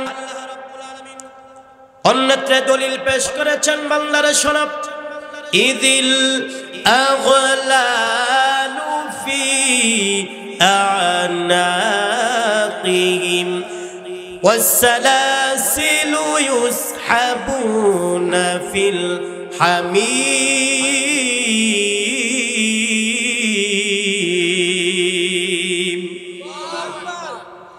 আল্লাহ পাক রব্বুল আলামিন বলেন, বান্দারা শোনো, ইযিল আগলালু ফি আ'নাকিহিম والسلاسل يسحبون। এ বান্দা, যে শিকল তোমার গলার মধ্যে লাগিয়ে দেয়া হবে, এই শিকল ধরে টানতে টানতে টানতে টানতে ইউসহাবুনা ফিল হামিম, ফুটন্ত আগুনের দিকে দাও দাও করা ফুটন্ত পানির দিকে তোমাদেরকে নিয়ে যাওয়া হবে। আর এই ফুটন্ত আগুনের দিকে যখন নিয়ে যাওয়া হবে, দেরি করা হবে না, সাথে সাথে টকবক করা দাউ দাউ করা টকবক করা পানির মধ্যে আর আগুনের মধ্যে বান্দা তোমাকে নিক্ষেপ করা হবে। বলি নাউযুবিল্লাহ।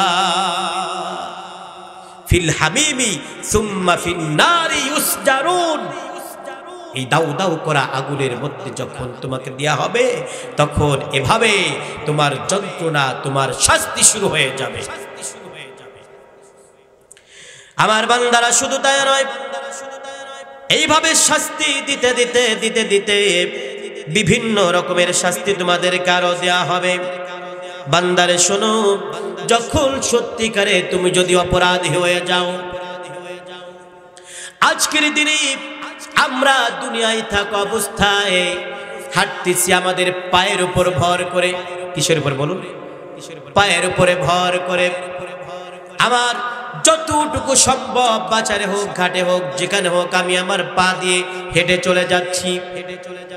আল্লাহ পাক রব্বুল আলামিন বলেন, বান্দারে, কিয়ামতের ময়দানে যদি তুমি ধরা পড়ে যাও অপরাধী হইয়া, আমি আল্লাহ পাক রব্বুল আলামিনের কাছে যদি ধরা পড়ে যাও আমার পক্ষ থেকে, তখন তোমাকে শাস্তি দেওয়া হবে আরেকটা ব্যতিক্রম স্টাইলে। আল্লাহ পাক রব্বুল আলামিন কোরআনুল কারীমের মধ্যে বলেছেন, ইন্নাল মুজরিমিনা ফি দালালিন ওয়া সুউর ইয়াউমা ইউসহাবুনা ফিন নারি আলা ওয়ুজুহিহিম যুকু মাসসা সাকার। আল্লাহ তাআলা বলছেন, ইন্নাল মুজরিমিনা ফি দালালি ওয়া সুউর। দেখবে সেদিন অপরাধী যারা হবে তারা বিভ্রান্ত ও বিকারগ্রস্ত হয়ে পড়বে, বিকারগ্রস্ত হয়ে পড়বে। তাদের অবস্থা এমন হবে, তার ডানে কোনো সাহায্যকারী থাকবে না, তার বামে কোনো সাহায্যকারী থাকবে না, সামনে পিছনে কোনো সাহায্যকারী সেদিন থাকবে ভাই। অবস্থাটা কি হবে ভালো করে শুনে নাও। ইয়াউমা ইউসহাবুনা ফিন নারি, যখন তোমাদের মতো অপরাধীদেরকে এমন ভাবে টানতে টানতে টানতে টানতে জাহান্নামের দিকে নিয়ে যাওয়া হবে, সেদিন তোমাদেরকে তোমাদের পায়ে হাঁটিয়ে, পার উপর ভর করে হাঁটিয়ে হাঁটিয়ে সেদিন তোমাদেরকে জাহান্নামের দিকে নিয়ে যাওয়া হবে না। কি করা হবে? আলা ওয়ুজুহিহিম, তোমাদের মুখমণ্ডলের উপরে ভর করে। এই যে মুখ, ভালো করে খেয়াল করেন, মুখমণ্ডলের উপরে ভর করে আজকের দিনে পা আছে নিচের দিকে, এই পা সেদিন চলে যাবে তোমার উপরের দিকে। পা যাবে কোথায় ভাই? কথা বলেন, কোথায় যাবে? এই পা চলে যাবে উপরের দিকে। আজকে যে মুখমণ্ডল তোমার সম্মানের জিনিস, সম্মানের মাধ্যম, যেটা দিয়ে তুমি সম্মান অর্জন করো, এই সম্মানের জিনিসটা একেবারে চলে যাবে সেদিন একেবারে নিচের দিকে। পা যাবে উপরের দিকে, তোমার মুখমণ্ডল যাবে নিচের দিকে। মুখমণ্ডলের উপরে ভর করে করে ভর করে করে আল্লাহ পাকের ফেরেশতারা তোমাকে টানতে টানতে টানতে টানতে জাহান্নামের দিকে নিয়ে যাবে, জাহান্নামের দিকে নিয়ে যাবে। প্রিয় ভাই সব, এই কথাগুলো যখন নবী করিম সাল্লাল্লাহু আলাইহি ওয়াসাল্লাম সাহাবীদের কাছে বলতেছিলেন, এমন কঠিন সিচুয়েশনের কথা যখন বলতেছিলেন যে মানুষগুলো বিকারগ্রস্ত হয়ে যাবে, মানুষগুলো বিভ্রান্তির মধ্যে পড়ে যাবে, মানুষ সেদিন আর পায়ে হাঁটতে পারবে না, আল্লাহ পাকের আদেশে অপরাধী যারা হবে সেদিন তাদেরকে মুখের উপরে ভর করিয়ে করিয়ে জাহান্নামের দিকে নিয়ে যাওয়া হবে। এই কথা যখন বিশ্বনবী বলতেছিলেন, হযরত আনাস ইবনে মালিক, হযরত আনাস রাদিয়াল্লাহু তাআলা আনহু বিশ্বনবীকে বলতেছেন, হে রাসূল, এটা আবার কেমন করে হয় যে আল্লাহ পাক রব্বুল আলামিন সেদিন মানুষেরা, আল্লাহ পাক রব্বুল আলামিনের আদেশে সেদিন মানুষেরা তাদের মুখমণ্ডলের উপর ভর করে জাহান্নামের আগুনের দিকে যাবে, এটা কেমন করে চলবে হে রাসূল? আমার ভাইয়েরা, হযরত আনাস রাদিয়াল্লাহু তাআলা আনহু বিশ্ব নবীর কাছে যখন এমন প্রশ্ন করেছেন, হে রাসূল, কেমন করে আবার জাহান্নামীরা মুখের উপর ভর করে জাহান্নামের আগুনের দিকে যাবে?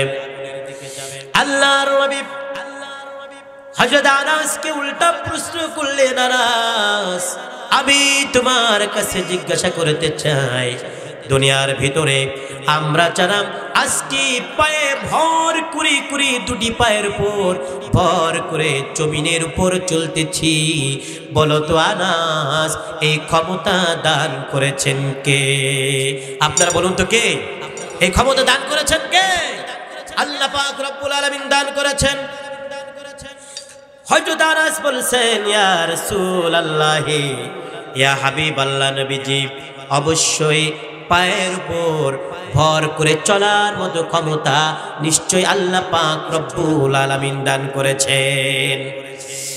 আল্লাহর নবী বলছেন, আনাস, তাই যদি বিশ্বাস করো না, তোমাকে আমি স্মরণ করে দিতে চাই, জানাতে চাই যে আল্লাহ পাক রব্বুল আলামিন একজন মানুষকে দুটো পায়ের উপর ভর করে করে, এক নয় দুই নয়, 1 বছর 2 বছর 10 বছর 20 বছর, এমনকি কাউকে কাউকে 70 80 90 বছর ধরে যে আল্লাহ পাক রব্বুল আলামিন মানুষকে দুটো পায়ের উপর ভর করে চলার ক্ষমতা দিয়েছেন। আনাসরে ওই আল্লাহ পাক কিয়ামতের ময়দানে শাস্তি হিসাবে বান্দাকে মুখের উপর ভর করিয়ে চলার মতো ক্ষমতা দিয়ে দিবে।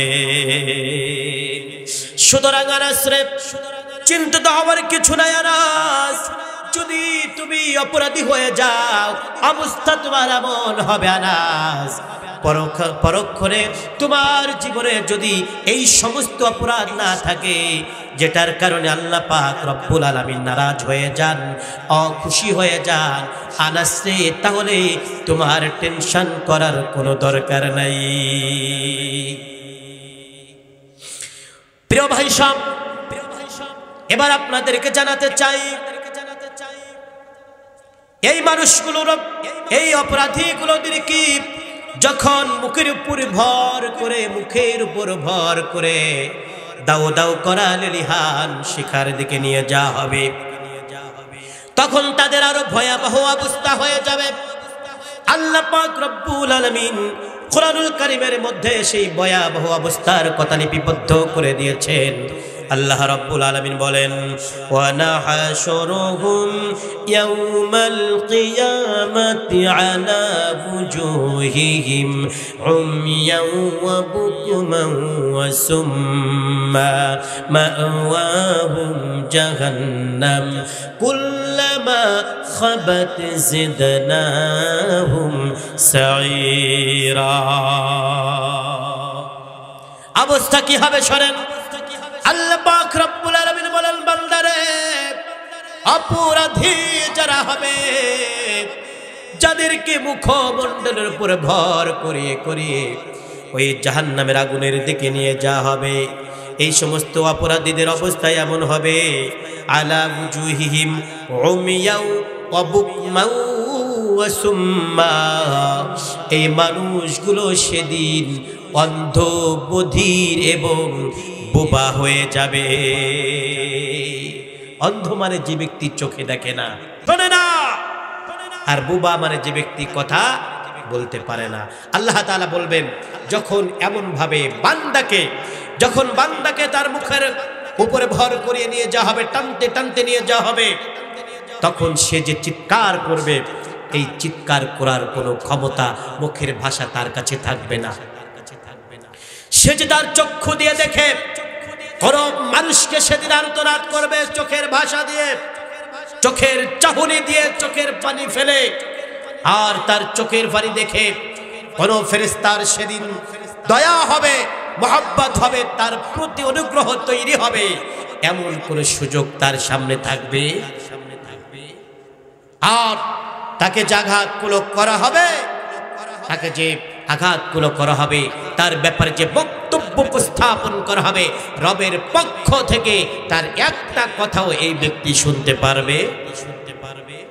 আল্লাহ রাব্বুল আলামিন বলেন এভাবে, উমিয়া ওয়া বুকমা ওয়া সুম্মা, ও জাহান্নামীরা, ও দুনিয়ার মানুষেরা, অপরাধী যদি হয়ে যাও, তোমাদেরকে যখন অন্ধ, বধির আর বোবা বানিয়ে জাহান্নামের দিকে নিয়ে যাওয়া হবে, এক পর্যায়ে মাওয়াহুম জাহান্নাম, নিতে নিতে নিতে নিতে জাহান্নামের মধ্যে যখন নিক্ষেপ করা হবে, দাউ দাউ করা আগুনের মধ্যে যখন ফেলে দেয়া হবে, আগুন জ্বলতেই থাকবে, আগুন জ্বলতেই থাকবে। কুল্লামা খাবাত, এই দাউ দাউ করা আগুন জ্বলতে জ্বলতে জ্বলতে জ্বলতে এক সময় দেখা যাবে যে আগুনটুকুর একটু নিভা নিভা ভাব হয়ে গিয়েছে। যখন কোন জাহান্নামীরা দেখবে, যখন অনুমান করবে অমুকদেরকে জাহান্নামের দাউ দাউ করা আগুনের মধ্যে জ্বালানো হয়েছিল, যে আগুনের মধ্যে জ্বালানো হয়েছিল আমরা তো দেখছি ওই দাউ দাউ করা আগুন মনে হয় নিভে যাচ্ছে, আর হয়তোবা আমাদেরকে ওই জাহান্নামের আগুনের মধ্যে জ্বলতে হবে না। আল্লাহ পাক রব্বুল আলামিন বলেন, বান্দারে শুনে নাও, যখনই তোমরা দেখবে কুল্লামা খাবাত, এই দাউ দাউ করা আগুন একটু নিভা নিভা ভাব হয়ে গেছে, কিন্তু বান্দা আসলে ওই আগুন নিভে যাবে না। শুনে নাও, কুল্লামা খাবাত জিদনাহুম সাঈরা।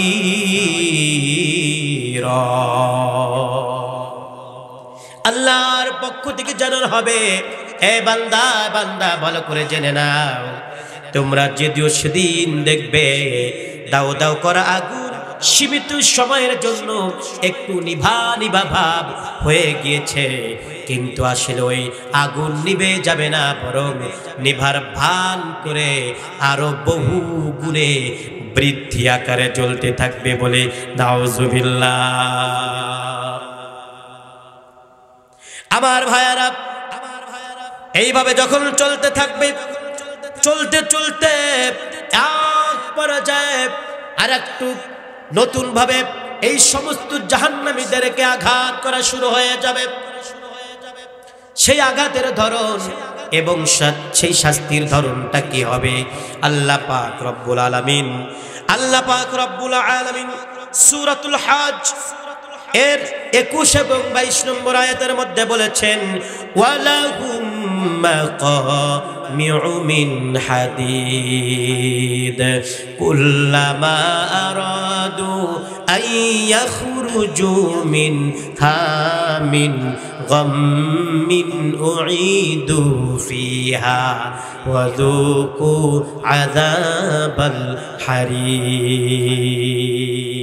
হে বান্দা, এভাবে একটার পরে একটা নতুন নতুন কৌশলে, নতুন নতুন কায়দায় তোমাকে শাস্তি দেওয়া হবে। এখনের শাস্তিটা কি হবে? আল্লাহ তাআলা বলছেন, ওয়ালাহুম মাকামিউ মিন হাদিদ, তখন তাদের জন্য থাকবে লৌহ নির্মিত ভারী হাতুড়ি সমূহ। লৌহ নির্মিত ভারী হাতুড়ি, অর্থাৎ খুব ওজনওয়ালা হাতুড় বানানো হবে, লোহার হাতুড়। চিনতে পেরেছেন তো আপনারা?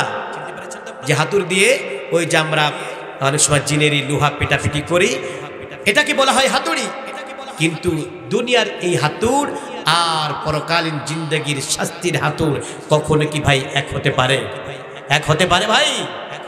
আল্লাহ রাব্বুল আলামিন বলেন, বান্দারে আমার পক্ষ থেকে লোহা দিয়া তৈরি করা হবে, শাস্তি দেওয়ার জন্য হাতুড় তৈরি করা হবে।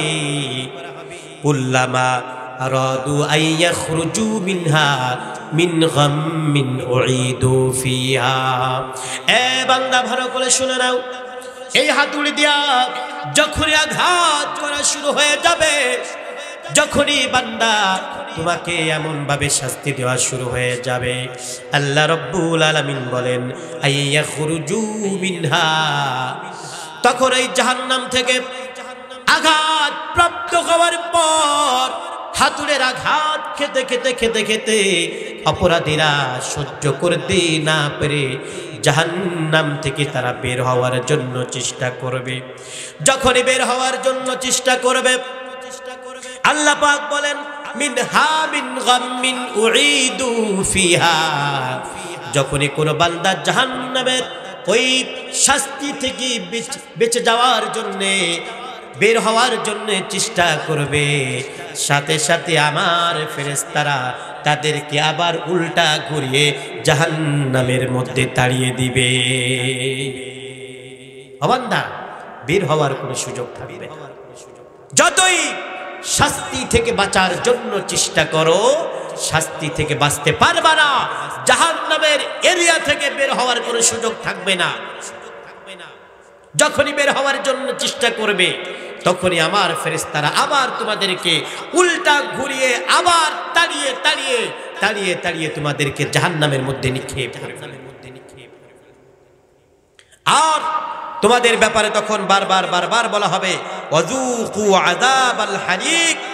ও আল্লাহর বান্দা, ও জাহান্নামী, এই মুহূর্তে তোমাকে আল্লাহ পাকের শাস্তি গ্রহণ করতেই হবে, বাঁচার কোনো উপায় নাই, শাস্তি থেকে পরিত্রাণ পাওয়ার কোনো সুযোগ। এইভাবে অবস্থা যখন এমন হয়ে যাবে, আল্লাহ পাক রব্বুল আলামিন বলেন, বান্দা আর একটা ধাপ তোমার জন্য বৃদ্ধি করা হবে শাস্তির ক্ষেত্রে। আল্লাহ পাক রব্বুল আলামিন বলেন, ইয়াউমা তুকাল্লাবু ওয়ুজুহুহুম ফিন্নার।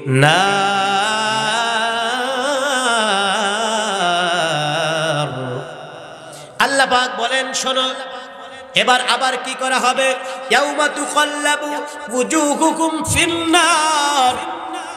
এ বান্দা, তখন তোমার মুখমণ্ডলের উপরে আগুন জ্বালিয়ে তোমার মুখমণ্ডলটাকে ক্ষতবিক্ষত করা হবে, উলট পালট করে দেয়া হবে। এদিকে আগুন জ্বালানো হলে এদিকে জ্বলে যাবে, এদিকে আগুন জ্বালানো হলে এদিকে জ্বলে যাবে। পুরা তোমার মুখমণ্ডলটা উলট পালট করে দেয়া হবে। এমন ভাবে যখন বান্দারে মুখের উপর আগুন জ্বালিয়ে দেওয়া হবে, মুখমণ্ডলে যখন আগুন লাগিয়ে দেয়া হবে, তখন বান্দা চিৎকার করবে আর আফসোস করতে থাকবে, বলতে থাকবে, ইয়াকুলুনা ইয়া লাইতানা আতা'নাল্লাহা ওয়া আতা'নার রাসূলা। তখন এই মানুষগুলো, অপরাধীগুলো বারবার বারবার তারা আফসোস করবে, ইয়া লাইতানা, হায় আফসোস, আতা'নাল্লাহা ওয়া আতা'নার রাসূলা, আমরা যদি আল্লাহ পাক রব্বুল আলামিনের বিধানটা মেনে নিতাম, দুনিয়ায় থাকা অবস্থায় আমরা যদি রাসূল করিম সাল্লাল্লাহু আলাইহি ওয়াসাল্লামের আদর্শ মোতাবেক জীবনটাকে পরিচালনা করতাম, তাহলে আজকের এই দিনে আমাদের জন্য কতই না ভালো হতো। আজকের এই ময়দান থেকে আমাদের মুখের উপর আগুন জ্বালিয়ে দেওয়া হতো না। আপনাদের কাছে জিজ্ঞাসা করতে চাই, ভাই আমার বাবাজিরা, আপনারা বুঝে থাকলে বলুন তো, সেদিন হাজারো হাজার বার যদি আমরা আফসোস করি, আফসোস করে কি কোনো লাভ হবে ভাই? কোনো লাভ হবে না। আমার ভাইয়ারা, আল্লাহ পাক রব্বুল আলামিন বলেন, শোনো বান্দারে, এমন অবস্থা যখন হয়ে যাবে, একটার পর একটা শাস্তি যখন বান্দা দেখতে পাবে, এক পর্যায়ে সকল হাসরবাসী আল্লাহ পাক রব্বুল আলামিনের সাথে কথা বলার জন্য চেষ্টা করবে। আল্লাহ পাক রব্বুল আলামিনের কাছে হাসরবাসী চলে যাবে। আল্লাহ পাক রব্বুল আলামিনকে সেদিন বলবে, ওয়াহুম ইয়াস্তারিখুনা ফিহা রব্বানা আখরিজনা নামাল সালিহান গায়রাল্লাযী কুন্না না'মাল।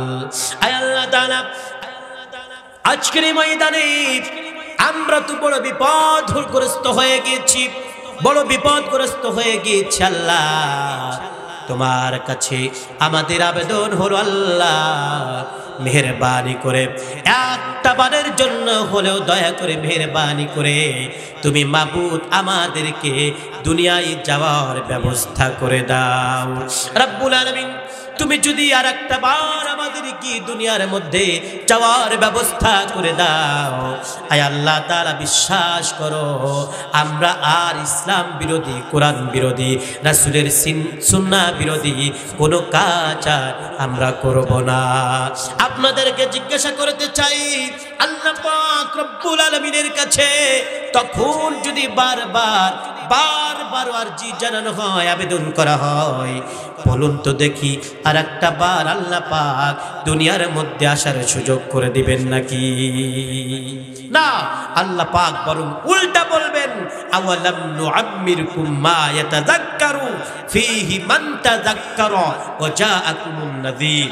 হে বান্দা, তুই এখন বিপদের সম্মুখীন হয়ে বিপদে পড়ে আমাকে বলছিস যে তুই দুনিয়ায় আরেকটা বার যাবি, আমার কোরআন মানবি, আমার ইসলাম মানবি, আমার বিধান মানবি। তুই বল, আওয়ালাম নুআম্মিরকুম, আমি কি দুনিয়ায় থাকা অবস্থায় তোকে এমন বয়স দেই নাই, এমন কি সুযোগ তোর জন্য দুনিয়ায় রেখেছিলাম না যেদিন ইচ্ছা করলে আমার পক্ষ থেকে ওলামায়ে কেরামগণ তোদের কাছে যে কথাগুলো বলেছিল সেই কথাগুলো মেনে এসে আজকের এই দিনে সওয়াবের অধিকারী হয়ে তোরা জান্নাতে যেতে পারতি, এমন সুযোগ কি আমি তোদেরকে দেই নাই? আল্লাহ পাক রব্বুল আলামিন সেদিন আরো বলবেন, বান্দারে আলাম তাকুন আয়াতি তুতলা আলাইকুম ফাকুনতুম বিহা তুকাজ্জিবুন। আল্লাহ পাক রব্বুল আলামিন সেদিন বলবেন, বান্দারে আমি আল্লাহ পাক রব্বুল আলামিনকে তোদের কাছে কোরআন দেয় নাই,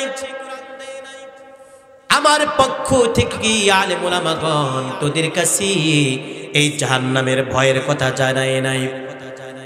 অবশ্যই তোদের কাছে সব কথাগুলো একটা একটা করে তোদের কাছে জানিয়েছিল ঠিকই, কিন্তু তখন তোরা আমার কোরআনটাকে মিথ্যা মনে করেছিলি। এই দুর্ভাগা জাহান্নামী মানুষগুলো সেদিন তারা বলবে, রব্বানা গালাবাত আলাইনা শিকওয়াতুনা ওয়া কুন্না কওমান দাল্লিন। আয় আল্লাহ তাআলা, সত্যিকার আমরা দুর্ভাগা, সত্যিকারে আমরা বিকারগ্রস্ত, সত্যিকারে আমরা অসহায়। আমাদের কাছে ওলামায়ে কেরামগণ জাহান্নামের শাস্তির কথা একটা একটা করে বর্ণনা করেছিলেন, কিন্তু কথাগুলো আমরা শুনতে পারি নাই, শুনি নাই। জান্নাতের সুন্দর সুন্দর নাজ নিয়ামতের কথা আমাদের কাছে বলেছিলেন ঠিকই, আয় আল্লাহ তাআলা সেটাও দুর্ভাগ্যবশত আমরা শুনি নাই। রব্বুল আলামিন আল্লাহ, যাই করেছি, যত অপরাধ করেছি, সকল অপরাধের ব্যাপারে তোমার কাছে ক্ষমা চাই। তুমি দয়া করে মেহেরবানি করে আমাদেরকে মাফ করে দাও। আল্লাহ পাক রব্বুল আলামিন সেদিন বলবেন, বান্দারে শোনো, আমার ওলামায়ে কেরামগণ যখন তোদের কাছে সত্য কথাগুলো বলেছিল, তখন তারা উপহাস করেছিল, ইন্নাহু কানা ফারিকুম মিন ইবাদি ইয়াকুলুনা রব্বানা আমান্না ফাগফির লানা ওয়ারহামনা ওয়া আনতা খায়রুর রাহিমিন। ও জাহান্নামীরা, ও অপরাধীরা, আমার সঠিক পথের বান্দাগুলো তোদেরকে যা যা বলেছিল তোরা উপহাস করেছিলি। আমার বান্দা আমার কাছে প্রার্থনা করেছিল, আমার কাছে ক্ষমা চেয়েছিল, আমার অনুগ্রহ কামনা করেছিল। যখনই আমার বান্দাগুলি আমার কাছে কান্নাকাটি করেছে, আমার দেওয়া পথে তাদের জীবনটাকে পরিচালনা করার জন্য চেষ্টা করেছে, তোরা দূর থেকে বারবার দেখেছিস, আর আমার বান্দাগুলোকে তুচ্ছ তাচ্ছিল্য করেছিলি। সুতরাং আজকের এই ময়দানে তোদের কোনো ছাড় হবে না, আজকের এই ময়দানে তোদের কোনো ছাড় হবে না। জাহান্নামীরা, অপরাধীরা, আমি আল্লাহ পাক রব্বুল আলামিন তোদেরকে বললাম, ক্বালা খসাউ ফিহা ওয়া লা তুকাল্লিমুন। যেহেতু আমার বান্দাদের কথাগুলো তোরা ডিনাই করেছিলি, তোরা প্রত্যাখ্যান করেছিলি, আমার বান্দাদেরকে বারবার তোরা উপহাস করেছিলি, তারা যা বলেছিল ওই কথাগুলো তোরা মানিস নাই, যার কারণে তোরা এখন যতই ভালো সাজিস, যতই নিজেদের ব্যাপারে ভালো বলিস, আমি আল্লাহ পাক তোদের সাথে আজকে আর কোনো কথা বলবো, কোনো কথা আল্লাহ পাক বলবেন, আল্লাহ পাক সেদিন কথা বলবেন। প্রিয় ভাই সব, আল্লাহ পাক সেদিন যদি কথা না বলে, পরিস্থিতি সেদিন কেমন হতে পারে একটাবার চিন্তা করে দেখুন, একটাবার চিন্তা করে দেখুন। আল্লাহ পাক রব্বুল আলামিন সেদিন বলবেন, ইয়া আইয়ুহাল্লাযীনা কাফারু লা তা'তাযিরুল ইয়াউম ইন্নামা তুজজাউনা মা কুনতুম তা'মালুন। হে কাফেরেরা, দুনিয়ায় থাকা অবস্থায় যা ইচ্ছা তাই জিন্দেগি পরিচালনা করেছিলে, আর এখন আমি আল্লাহ পাক রব্বুল আলামিনের কাছে বিভিন্ন রকমের আরজি পেশ করছো।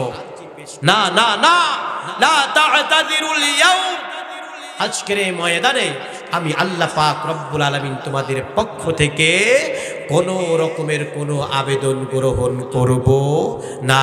ইন্নামা তুজজাউনা মা কুনতুম তা'মালুন, দুনিয়ায় থাকা অবস্থায় যে সমস্ত বদ আমল করেছিলে, খারাপ কাজ করেছিলে, তার বদলা অবশ্যই আজকের এই ময়দান থেকে তোমাকে নিতেই হবে, তোমাদেরকে নিয়ে যেতেই হবে। প্রিয় ভাই সব, এজন্য আপনাদেরকে সর্বশেষ বলতে চাই, সরাসরি কোরআন থেকে যে কথাগুলো আপনাদের কাছে বললাম, সরাসরি বিশ্বনবীর হাদিস থেকে যে কথাগুলো বললাম, নামাজও পড়ছি, রোজা রাখছি, হজ করছি, যাকাত প্রদান করছি, পাশাপাশি আমার আমলের পাশে যদি ওই সমস্ত বদ আমলগুলো যদি চলে আসে, বদ আমলগুলো যদি আমার জিন্দেগির মাধ্যমে পরিচালিত হয়, যেগুলো আল্লাহ পাক রব্বুল আলামিনের কাছে গ্রহণযোগ্য নয়, যেগুলো করলে পরে আল্লাহ পাক রব্বুল আলামিন নারাজ হয়ে যান, অখুশি হয়ে যান, ভাই এই সমস্ত অপকর্মের কারণে যদি একবার আমার কপালে জাহান্নাম লিপিবদ্ধ হয়ে যায়, একবার যদি আল্লাহ পাক রব্বুল আলামিন আমাকে জাহান্নামের ভাগীদার করে ফেলেন, জাহান্নামের অধিবাসী করে ফেলেন, বিশ্বাস করেন এতক্ষণ পর্যন্ত সরাসরি কোরআন থেকে যে শাস্তির বিষয়গুলো বললাম, ওই শাস্তিগুলো থেকে বাঁচা যাবে না। এজন্য আমরা যদি সত্যিকারে কোরআনটাকে বিশ্বাস করি, সত্যিকারে যদি বিশ্বনবীর কথাগুলোকে বিশ্বাস করি, তাহলে কোনো অবস্থাতেই আর ওই সমস্ত খারাপ পথে চলা যাবে, ওই সমস্ত খারাপ কাজগুলো আর করা যাবে। আল্লাহ রাব্বুল আলামিনের কাছে আজকের এই গভীর রাতে প্রার্থনা করছি, জি আল্লাহ পাক রব্বুল আলামিনের কাছে প্রার্থনা করছি, তিনি যেন আমাদেরকে সহিভাবে সুন্দরভাবে ইহকালীন জিন্দগিটা পরিচালনা করার তৌফিক দান করেন। সকলে বলি আমিন।